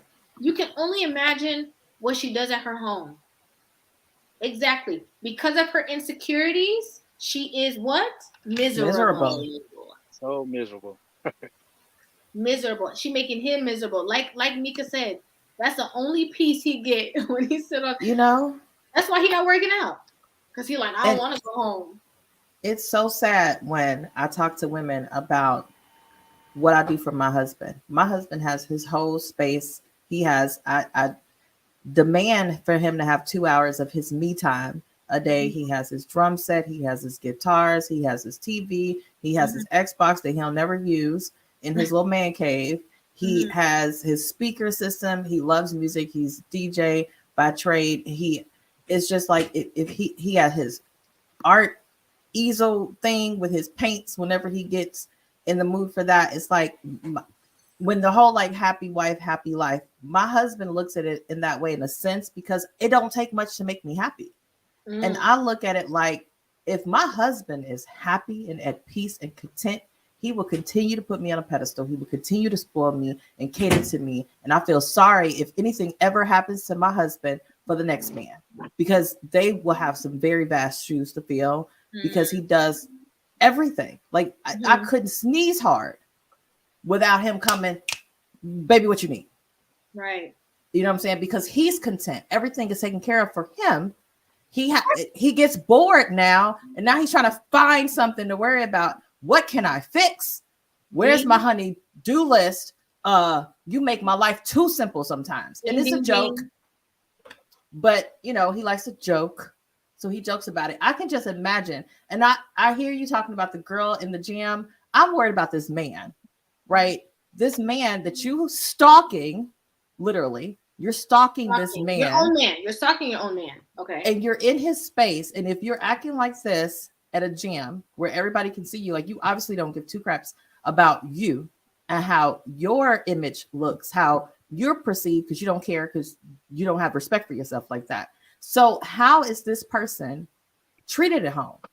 If you're acting like this, in public, how is he treated at home? And if he's not giving you any, I can't even fathom a situation where I would stalk somebody and follow them and then just stand there and watch them for long periods of time. Like I can't even justify that action regardless of what occurred. That's crazy. No, like that's legitimately crazy. That's like, girl, are you okay? Blink twice. Right. You need help. Yeah, blink twice if you need help. But one thing that you said that was so key was a lot of women don't understand that their life is not as complex as they think it is. They are just extremely ill-prepared and unorganized. Again, okay, we talk about the kids, or this, or that. They miserable because they have to do all these things. Well, I have to cook. Well, I'm upset because I have to cook and I have to clean. No, but if you did not spend 10 hours doing nothing on TikTok and on Instagram, you wouldn't feel that way. If you had a list, a checklist that you work off of, okay, let me write down all the things I have to get done today. I know I got to cook dinner. We know that's a given. Let me go ahead and get up from this morning and take the stuff to thaw out, or let me go ahead and season it from the night before and put it in the fridge so I can just make the dinner so it's easier for me. Let me cook from early, okay? I grew up, that's just how I was raised, okay? I grew up with Jamaican background. Dinner is ready on a Sunday at like 2:30. Grandma don't wake up and automatically make breakfast. She making dinner. Okay, she put the dinner in the oven first, and then she makes some breakfast. After dinner is already cooking, so that by the time you're done, you take a little break, you're gonna eat some dinner. Okay, it's just having the organizational skills, not just winging every moment in every day. That's gonna make it really hard. Not letting stuff pile up. You know you got the laundry to do. You know you got kids. Do a load a day. Let's make it better. Do a load a day. It'll make you happier. Ask your husband, honey, can you please help me? Not, you don't never do the laundry. It's always me. That's not gonna get anything done. Honey, can you please put a load in the laundry? I forgot to do it this morning. Please, I'll do it when I get back, but can you please help me with that? I would say utilize a dishwasher, but I'm Caribbean again. I don't use no dishwasher. It don't make no sense because I soap up and wash up the dish. How am I gonna put it in the dishwasher? It's already clean. I might as well dry it. I might as well just dry it. So, Yeah. but there's a lot of tools that we have that we can utilize. Back in the day, okay, they was washing stuff by hand. They had the thing. My grandma has one still. They was hanging up the clothes on the line and washing the thing with that Washboard. washboard and their hands, washing the clothes. So we have a lot more tools now, but we complain more. It's all about setting your priorities straight. It'll make you happier. And again, you yourself are supposed to be a priority as well. Honey, I gotta go to the gym. I know I said I was gonna do this, but I have to go to the gym. I have to. I guarantee you, especially if you're a little bit overweight than how he met you, he is not gonna complain. He's not gonna say, no, don't go to the gym, stay here. No. He's gonna be like, okay, I understand. When you get back, you're gonna feel so good mentally. You're gonna feel so mentally strong. Blue soap, yes, Barry. You know, with the blue soap, washing the clothes, that make your clothes as bright as can be. Sorry, Jamaican moment. But I'm just saying, you know, that will make you mentally strong to be able to face whatever it is that you have in front of you for the day. You know what I'm saying? So that's what I wanted to say. I see Ghost is here. How are you, Ghost? Salute, Ghost. I What's going am on, just Ghost? fine. I am doing fabulous. And I did not want this particular subject to pass without me saying something about it. Sure. Okay. Listen, this is why, in my opinion, can't speak for everybody, but in my opinion, this is why women are insecure. And it's a thing that we don't really discuss, but we probably need to dig deep into this. A lot of women feel secure because the same way they got their man, they think that's going to be the same way that they lose their man. Now, if she got with him, if he was with another female, and she got with him and she some kind of way connived and figured out a way to get up in his situation and replace his woman, she feels as if, and that's on both of them. That's just not on the female. That's on both of them. The man and the female. Yeah. She feels as if that's going to be the way that she loses her man. That's true. That's true. And fellas, I apologize in advance. I know that I'm giving up game and people gonna say the wrong thing. Yeah, Mika's husband is a simp or whatever, you know. I hate to give up game like this, but it's got to be said. Ladies, if you can keep your man till he's 40 years, just 40 years old, you straight. You find a 40-year-old man that's been married to his wife for in excess of 10 years, he ain't going nowhere. He ain't going nowhere. I don't care how fine she is. I don't care where he meet her, the Essence Fair, he's on a business trip. It does not matter because men are simple. And men know how to make a choice between A and B. A, she's cute. She's thin. She looks like my wife, or she reminds me of my wife when my wife was about 20 or 30 or whatever. But you 40, you 45, you 50 years old. She ain't got nothing back here. She can't cook. Not the arms, not the auntie arms, not my the pot wife, arms. She can cook. My wife and I share a bank account. We share credit cards. We share this. We share that. We, for me to get divorced right now will cause me way more than it'll cost you because you're single. So y'all don't trust us to be able to make a logical decision between what could happen if I deal with this female and what can happen if I go home to my wife. Y'all don't trust us. And that's why y'all end up following us to the gym, I'm going to McDonald's, get a Big Mac. Here you is like Inspector Gadget or somebody in the bushes with a camera trying to figure out what he's trying to do. It must be somebody to work at McDonald's that he's interested in.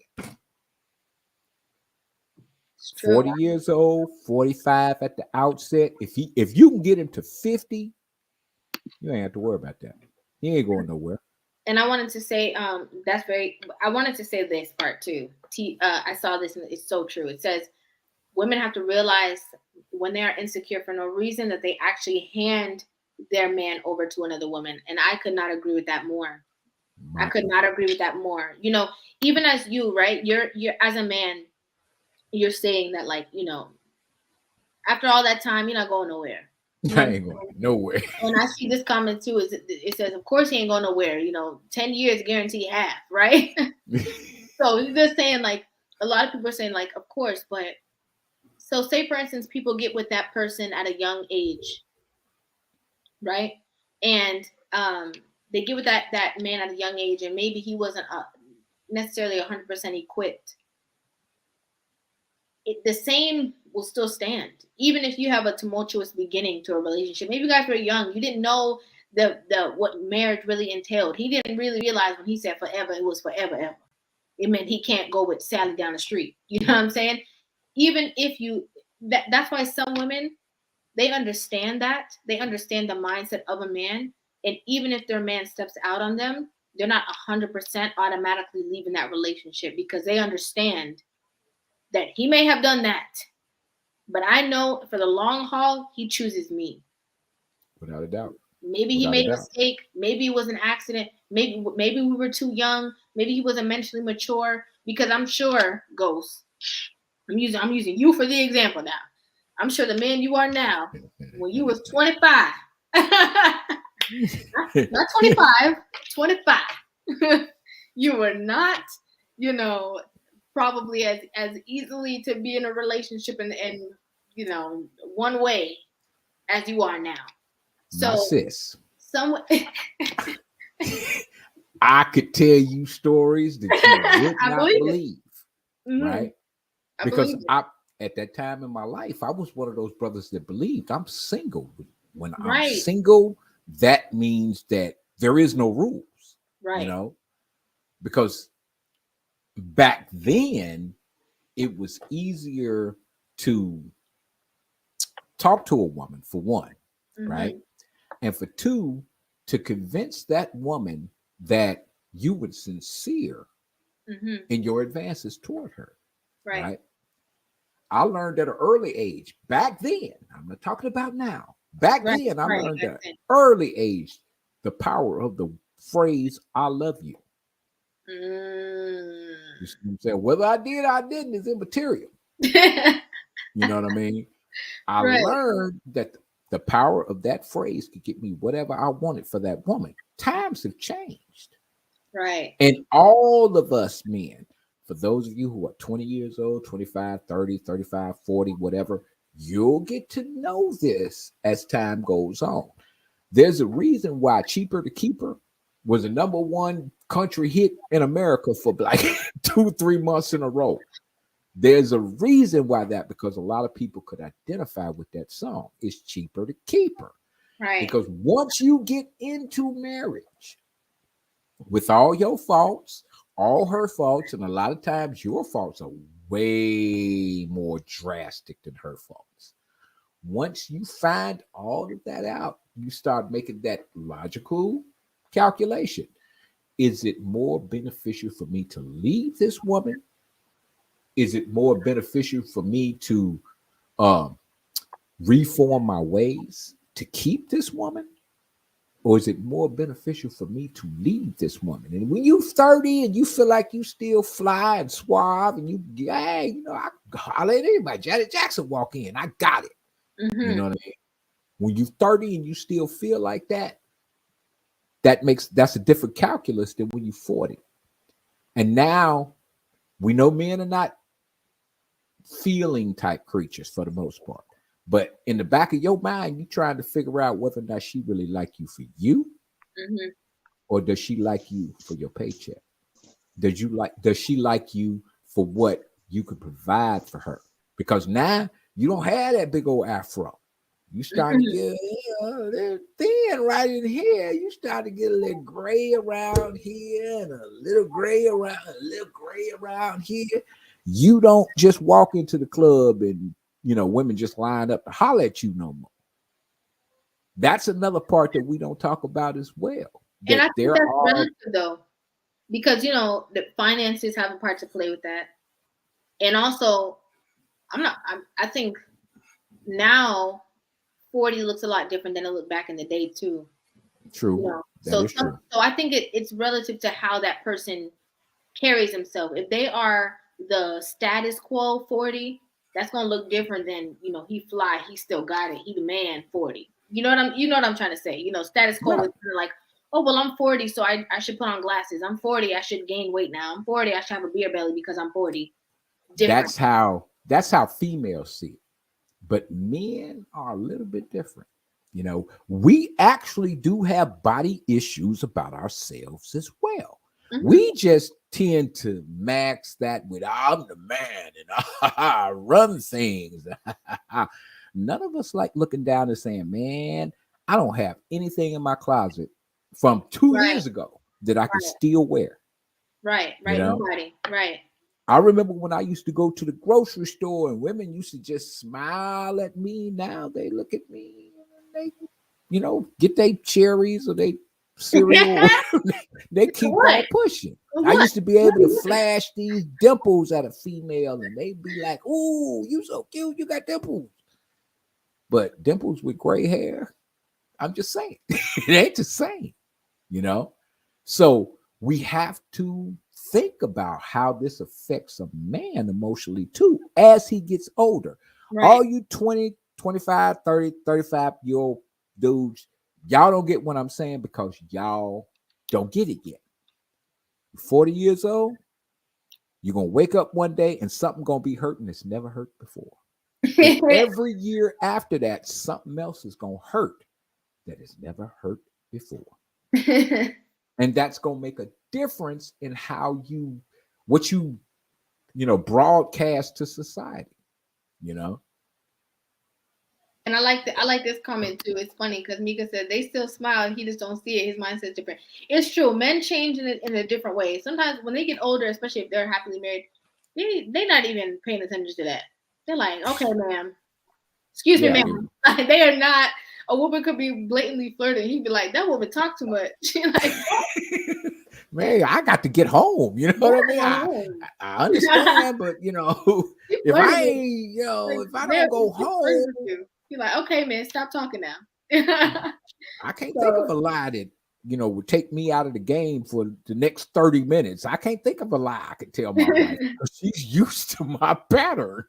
Right. No, I stopped to wash the car. Nah, that ain't at work.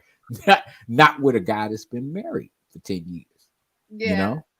So it's easier to just do the right thing than to follow your lower self and do the wrong thing. I guess that's my point. Easier is definitely true. Anyway, I'm getting ready to go. My food might be burning. I just want to jump in and just grab some of Mika's time. Yeah. She's standing here looking at me like, will you come on? So I'm gonna get this back to her. Y'all see what I got to deal with. Y'all see. Thank you so much. Thank you. Never get a woman with 180 IQ. It's just doesn't work. All of y'all love, peace. Peace. I'll let y'all later, fam. All right. See you, Ghost. I love them when they come on. They're so funny. Yes, yes. Oh, finally, Kashawn, you're not driving now. No, I'm home now. Yeah, but yeah, I think it's true. But I just genuinely, if I could say anything, I want men to lead in their masculine energy. Yeah. A lot of relationships are full of women leading in the masculine energy, women being the leaders, women being the ones who are at the forefront, women being the ones that are like, okay, yeah, like I'm the one that's telling you what to do. I'm your mama, basically. And I think it's really, really vital that men take that ownership, and of course, whatever it is that you would like to add to this conversation, you're going to be the last person. We're going to go ahead and wrap this up. I promise I'm not going to be on here for 5 hours. Okay. I could not do it this evening, but I might have another live stream coming for you guys this week. Okay. So just stay tuned because there's a lot of things left unsaid that we have to come back and touch on. But go ahead, whatever it is that you want to add when it comes to the insecure woman. Well, going back to the video and everything, another thought I had was, what was it about that man that made you decide to go to the gym to see if he was actually working out? And then when you realized he was on his phone, what made you stand there and actually intently watch what he was doing? Right. Was it something he said, or is it the way he was acting, or was you talking to one of your miserable girlfriends and she said, such and such that made you think, oh, you know what? Let me go see if my man is doing the same thing. Right. You're killing the relationship by allowing outside commentary to dictate your actions and emotions. Right. That's one of the biggest problems we have in relationships today is allowing the outside commentary control what's going on inside the relationship. Yeah. And it's asinine at best. Annoying. It is because you're letting someone else tell you can have and I think Mika said it earlier too, like you can have a great thing going on. You can have a great relationship going on, a good man who's willing to, do whatever, hold it down for you. Just like Go said, he going home. He don't know who talking about what at the grocery store. He know that he going home. And because of other people missing you sometimes as your friend, missing that they get to hang out with you, they don't get to see you as much, or not talking to you as often as they used to. You're in a relationship, they're not, or maybe their man is being unfaithful and they want to put that onto you. They feed your mind with so much stuff that makes you feel so insecure that you ruin a good thing. And the next thing you know, you blink, they're married, they're in a relationship, they don't have time for you, and you're the one that's sitting there by yourself alone. Exactly. We have to normalize getting into relationships and trusting the person that you're with more than anyone else. Absolutely. That's what it's about. That's exactly what it's infinitely about. Has your back, more than anyone else. They're there to support you. They're there to, guide you, lead you, pick you up when you fall, not anybody else. So that's a very, very big point. Yeah. And me being, I'm not the average man. So I don't think the way the average man thinks. So for me, if I'm in a relationship, my focus is on her. What I can do as a man to make her feel secure, to make her feel comfortable, to keep her laughing, to keep her happy. Right. I'm not worried about all the other stuff. Even now, I'm single and I'm not really out there looking at every woman that walks past me. I know they're there, but I'm not intently staring. You got guys that'll be out with a woman, another woman pass by, and they'll intently go just like that. Woman standing right next to him. I'm not that type of man. Right. When I'm in a relationship, I'm focused solely on her because I'm focused on her and the relationship itself, as it should be. I'm not focused on outside talking, none of that. Because at the end of the day, it's me and you, Right. Yeah. Yeah, but I think that's also relative again now, because I think that most men, they get into relationships and they say that this is their girl. And Demetrius came back up, so I'm gonna have to let Demetrius come on up so he can talk. Okay. But I think that most men who get into a relationship and they make that girl their bona fide girl, like this is my girl, Instagram worthy, posing up, taking Christmas pictures and stuff. They genuinely want to make that person happy. They want that other person to feel good. They want that other person to have something, they want her to laugh and stuff like that. But the minute that girl becomes like a gnat, annoying and buzzing around in your ear, I feel like that is, there was somebody in the comments who said it before. I don't know her name. That is a part where we talk about where that woman is now pushing that man onto another woman. Yep. Because he was right there with you. He was making you happy. He was making you smile. You stress this man out to no end. Now, every single other person that walked past looks and seems way better than you. Okay, let me go ahead and bring up Demetrius really quick. Okay. Hey, what's up? I was gonna have to see you next time, so I'm glad. Yeah, I had to get ready for work. I'm at work now, so I was like, I had to jump off. I understood though. I ain't take it personal. I just had to do this, get here, and then because I work at a shelter for kids, so I had to get here nice. and get with them. They upstairs, they quiet. My coworker up there, Okay. but yeah. So to the topic of women being insecure. Yeah. So to me, it's a thin line with women and insecurities. And the reason why I say it's a thin line, because the average man is average to me, as far as his income. Average dude, it's very few dudes that are just 10s. It's just gorgeous. It's very few dudes that have that look. Most dudes are average looking. Most dudes have average income. Therefore, it doesn't really motivate a woman, even in her insecurity. That's why I say it's a thin line. Even in her insecurities, to care enough to change them, or to really, be, for them to really be insecurities, like to walk around worried about her weight because you're dating me and you're average anyway. Matter of fact, I'm taking care of you. So that's why I say it's a thin line. Insecurities do exist.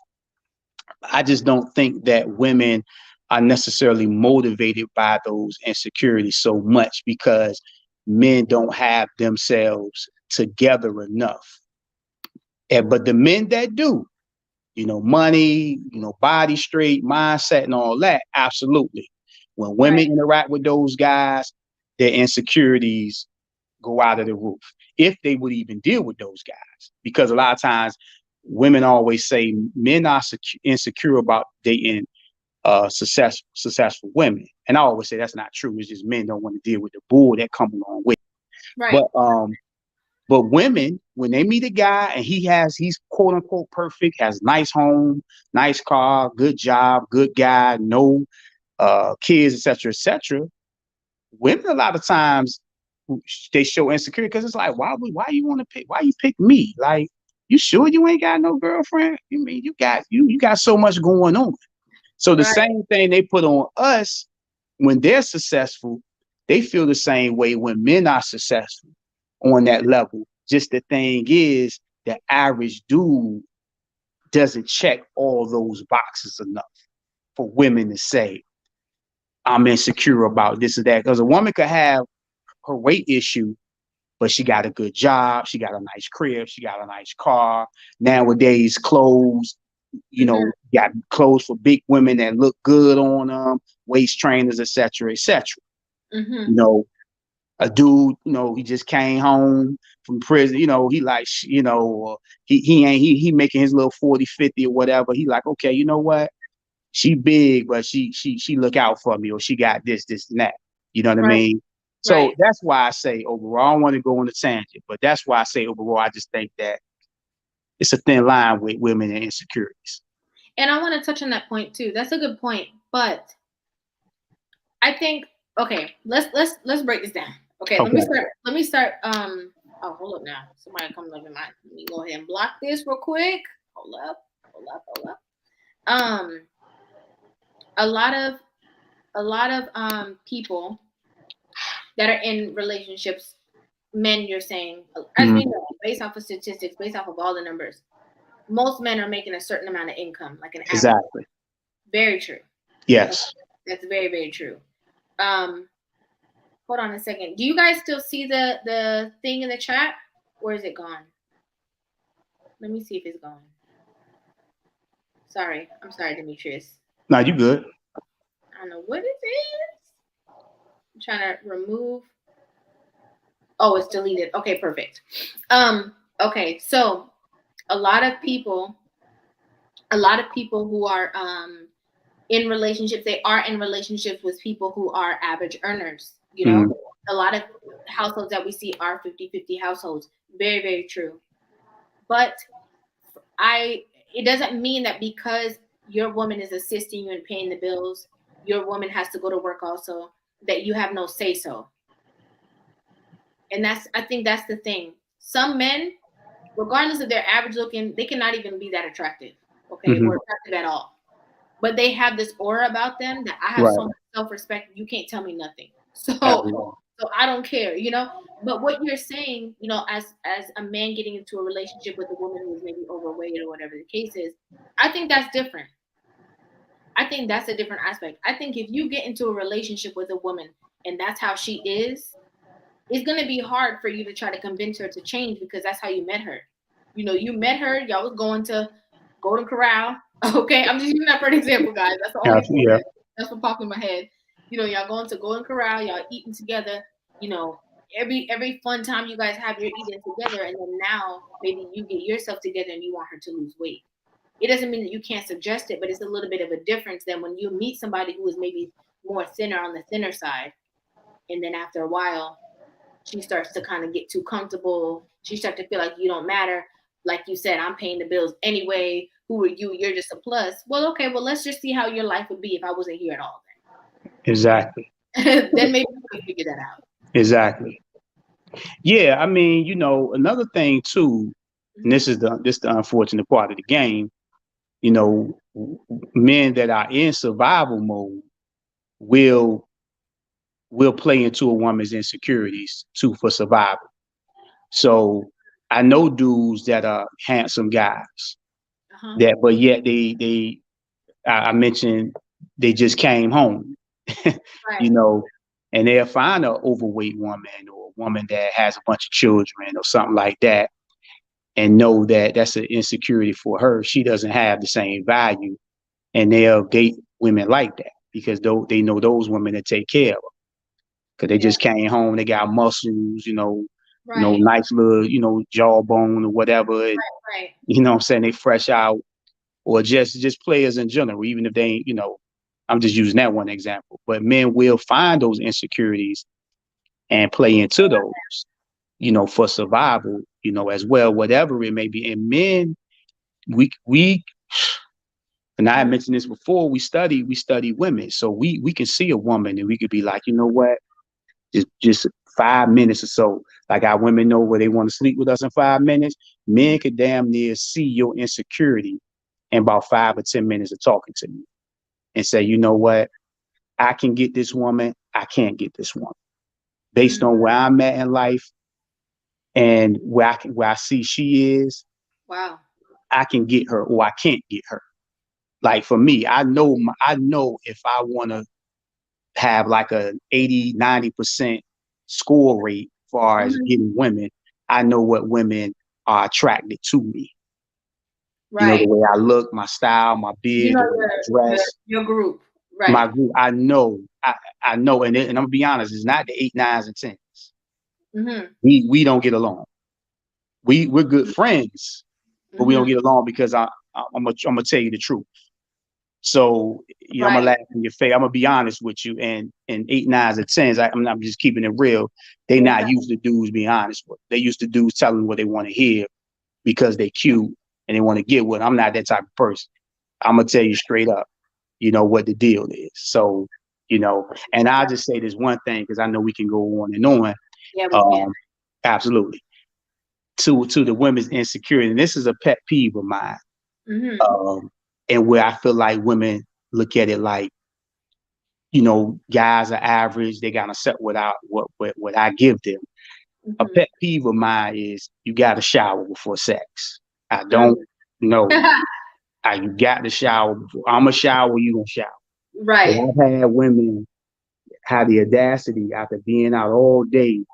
You think you gonna pull your pants down without getting a shower? That's to me is an insult. Right. that No, speaks to how you look at it. Because right. even if that wasn't a pet peeve of mine, or if that wasn't a requirement, the fact that you would even try that, you've been sweating and using the Right. bathroom. Why would you even attempt after a day of being out, pull your pants down and have sex with a dude without getting in the shower? The fact you didn't even do that, let alone me having to tell you, to me is an insult. I had a woman a long time ago. She came from the club to my crib and thought you was gonna get in my bed. No, sir. Absolutely not. You can get in that shower. And these are grown women. I'm 43 years old. So, Okay. First of all, he said it, not me. Okay? He said it as a man, not me. So don't be mad at me because he said it and he's a man. He's talking about his life experiences. Okay? But that's so true. And that goes deeper because we were talking about, earlier, maybe when you were on your way to work, we were talking about, a woman will go to a man who is literally intimate with her, all up in the guts. Okay, she would just give him whatever is left. Okay, whatever I feel like, hair mess, right. no on, body looking, whatever, shirt looking, whatever he is, lean to the side, just take it. But when she goes to work, she's putting her best foot Oh forward. yeah, I did hear you say that earlier. Oh, Yep. yes. But even as intricate as what you're Mm-hmm. saying, to something like intimacy, why would you feel? I always try to tell women all the time. In the beginning, would you have done that? No. Don't start getting used to this man and getting all comfortable and start treating him like he don't matter. He don't have options. Because even if you don't like to go for the 8, 9s, and 10s, it doesn't mean that other people are not going to be attracted to you. Absolutely. So it's like, as a woman, you have to always keep your man pedestalized. You have to. That's what's going to make him think before he do anything. Okay, well, I know how she treat me. So because of how she treat me, that's going to make me think twice before I go out and do anything disrespectful. So that's a good point. And I'll say one more thing is that, men also, we got to do, a better job in keeping ourselves up too. Keeping on, if you can't afford cologne, I do the oils. I do both. I do my oils. I do my colognes. And I'll sit with the oil man and we'll go through different smells. I mean, right. I'm only dropping about $30, but I'm in there. Let me smell this. Let me smell them. I'm smelling different, scents or whatever. Shea butter for your skin. I mean, it's different things that you can do to enhance yourself and not spend a lot of money. Right. I brush my teeth 3-4 times a day. I mean, I keep my toothbrush on me throughout the day because just to freshen up. So it's little things that as men, we need to be cognizant of when it comes to our hygiene and just the way we move around daily. And even with our women, to let her know, I'm keeping my game. I'm keeping my game tight, Right. And she'll subconsciously know, she won't admit it, but she'll be like, damn, I'm gonna have to stop. Dude, always getting that shower, we clean, everything is particular. Boom, boom, bam. You know what? Yeah, so that's true. And that's very true. And it's true for both aspects because as a man, some men don't care, right? Some men are like, you came from the club? Cool. It's like, what? But as a woman, you're just supposed to have a certain standard. But, for men who are, I think that men who are more hygienic, they already operate a different way when it comes to women. For real. So men who already think like that, that means that when you get into a relationship with a man who's already very calculated in his steps, he's watching you. So he's going to watch the missteps. It's going to be even more blatant for your insecurities to show with a man who is put together than with a man. I can go into some stuff, man. I know. I'm telling you, I can go into some stuff, but yeah, I appreciate the platform, and I wish more sisters would get up here, but I understand why they don't, because it's kind of like not talking about women, but it's men are having that real conversation, and Where are you from? I'm originally from Norfolk, Virginia. Oh, okay. Beach area, but I live in Washington, D.C. Oh, okay. Oh, no, because I heard an accent. I thought it was Chi-Town. I thought it was Chicago. Now I'm originally from Norfolk, but it's different. I've been up here 20 years in DC, so it might be Okay, a couple of different things. And you say you down Miami, right? Yeah. Yeah, I You know got what? you. So I always hear accents, and I always try to put them to a place. yeah, it's But hard. you It's sound hard like, to kind of pin where I'm from because I done lived so many different places, military brat and all that. okay. So you You know, sound like Kanye when you talk a little bit, just a little bit. just a little bit. Yeah, Yeah, I was like, is that Shy? his documentary was good too Love on it, Netflix. love it. It was, and I ducked and died. I was like, do I really want to see Kanye been bugging? But I watched it. It was brilliant. It was phenomenal. Real Yeah, talk. Real talk. That's why I asked, because I heard the accent. I'm like, now he got me feeling like I'm all Chi-Town now. Yeah. I mean, it could be the hat. It could be the stone. It is. And I know you represent the stone. This is a century stone right here. And I remember when you was on you was on Lapeef and you had a big riff with them about people that wear stones and all that. And I was like, they got it mixed up. But you explained it, but they just was that's a whole nother topic too. Yeah, it is. Yeah. Thank you so much for coming No on. doubt. Thank you for coming back on, because I know that was a time that you were waiting. So I really, really appreciate your input. Thank you so much. Thank you for having me on. Of course. That was rough. Okay, because he came on and then he left and he came back on. But it's so, you know what I just realized? He reminded me of JR. He kind of talked like Kanye, but then he reminded me of JR from the beat. So I was really getting Chi-Town vibes. Okay. And I really thought I was right, but I wasn't. It's okay. Can't win them all. Can't know everything. But yeah, I just genuinely wanted to say in regard to the stream, listen, everybody, don't be alarmed. Okay, you're used to your girl Rivah having 5-hour streams. It's a Monday. I had a lot of stuff to do today. Okay, I was late as I always am, but I am gonna come live again this week. I'm not sure what day, but just stay close to my community page, my Instagram, my stories. You know, I post it there first so that you guys can see when I'm going to do a live stream. But there was so many different segues in this conversation that I'm really, really looking forward to touching on. So Edward, shoot me a DM. Kashawn, shoot me an email. I'm going to hit you guys up because I want to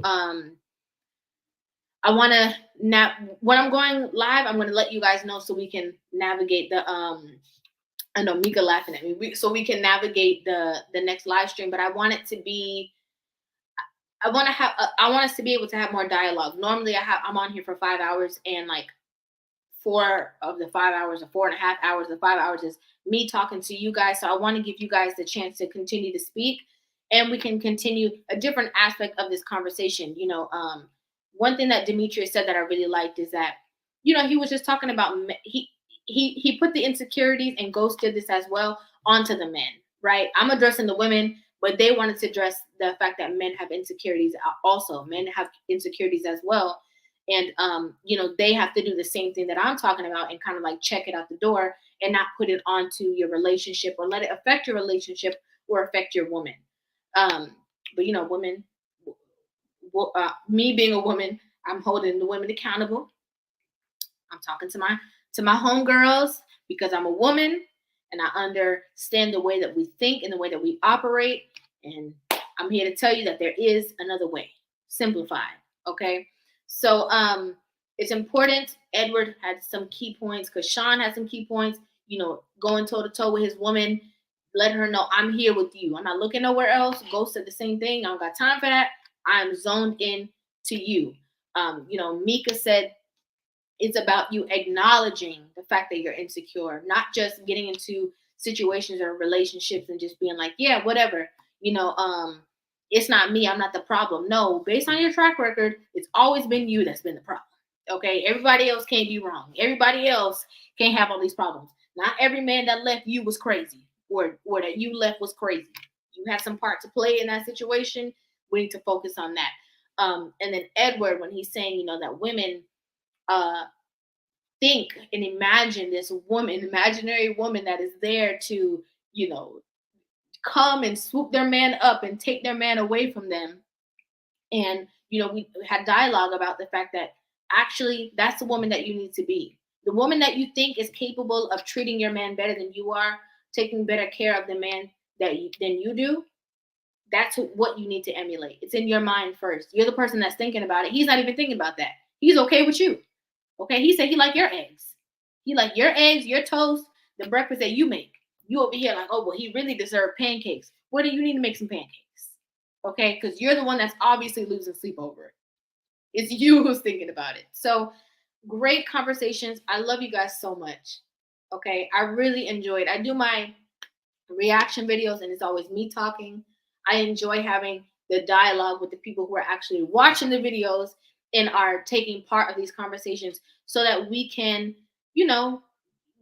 give better explanations of things, have broader conversations, and really get to the root of certain issues that hinder our relationship statuses and our long-term relationships. Last stream we talked about our grandparents' love, and it definitely can exist. It may look a little different, but it definitely can exist. You just have to know, your partner.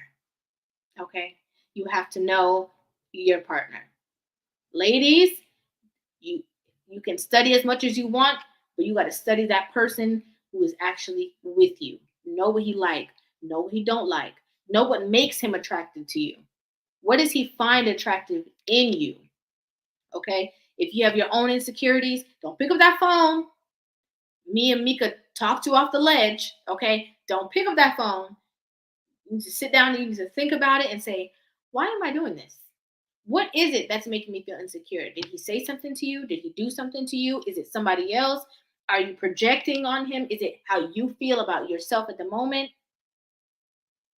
Do that first, okay? Don't be starting no drama with this man he ain't doing nothing.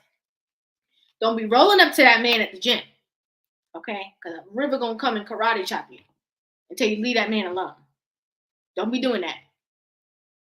Create peace in your space with your man. Not no problem, not no drama. Sister Shahrazad Ali said the best. A lot of our men be coming home, they be waiting in the car because they don't even know what kind of situation they're going to walk into. They don't know if you're going to be mad, glad, sad, joyful, angry, fighting with them, not fighting with them. So let's make it a safe space. So I thank you guys. So I know Mika said that poor Jim, the poor man. Good night, Kendrell. Thank you guys so much for watching. I love you guys so very much. I will see you guys in the next stream. I don't know when it's going to be. So I'm just going to say it's going to be sometime this week. If you don't see me post about it, that means that we're going to come back next Monday. But thank you guys again for watching. I love you guys so very much. I really mean that. Okay. If you truly know Rivah, you would know that I really, really mean it when I say it. I wouldn't say it if I didn't. So thank you guys. Mwah. And I will see you guys in the next video.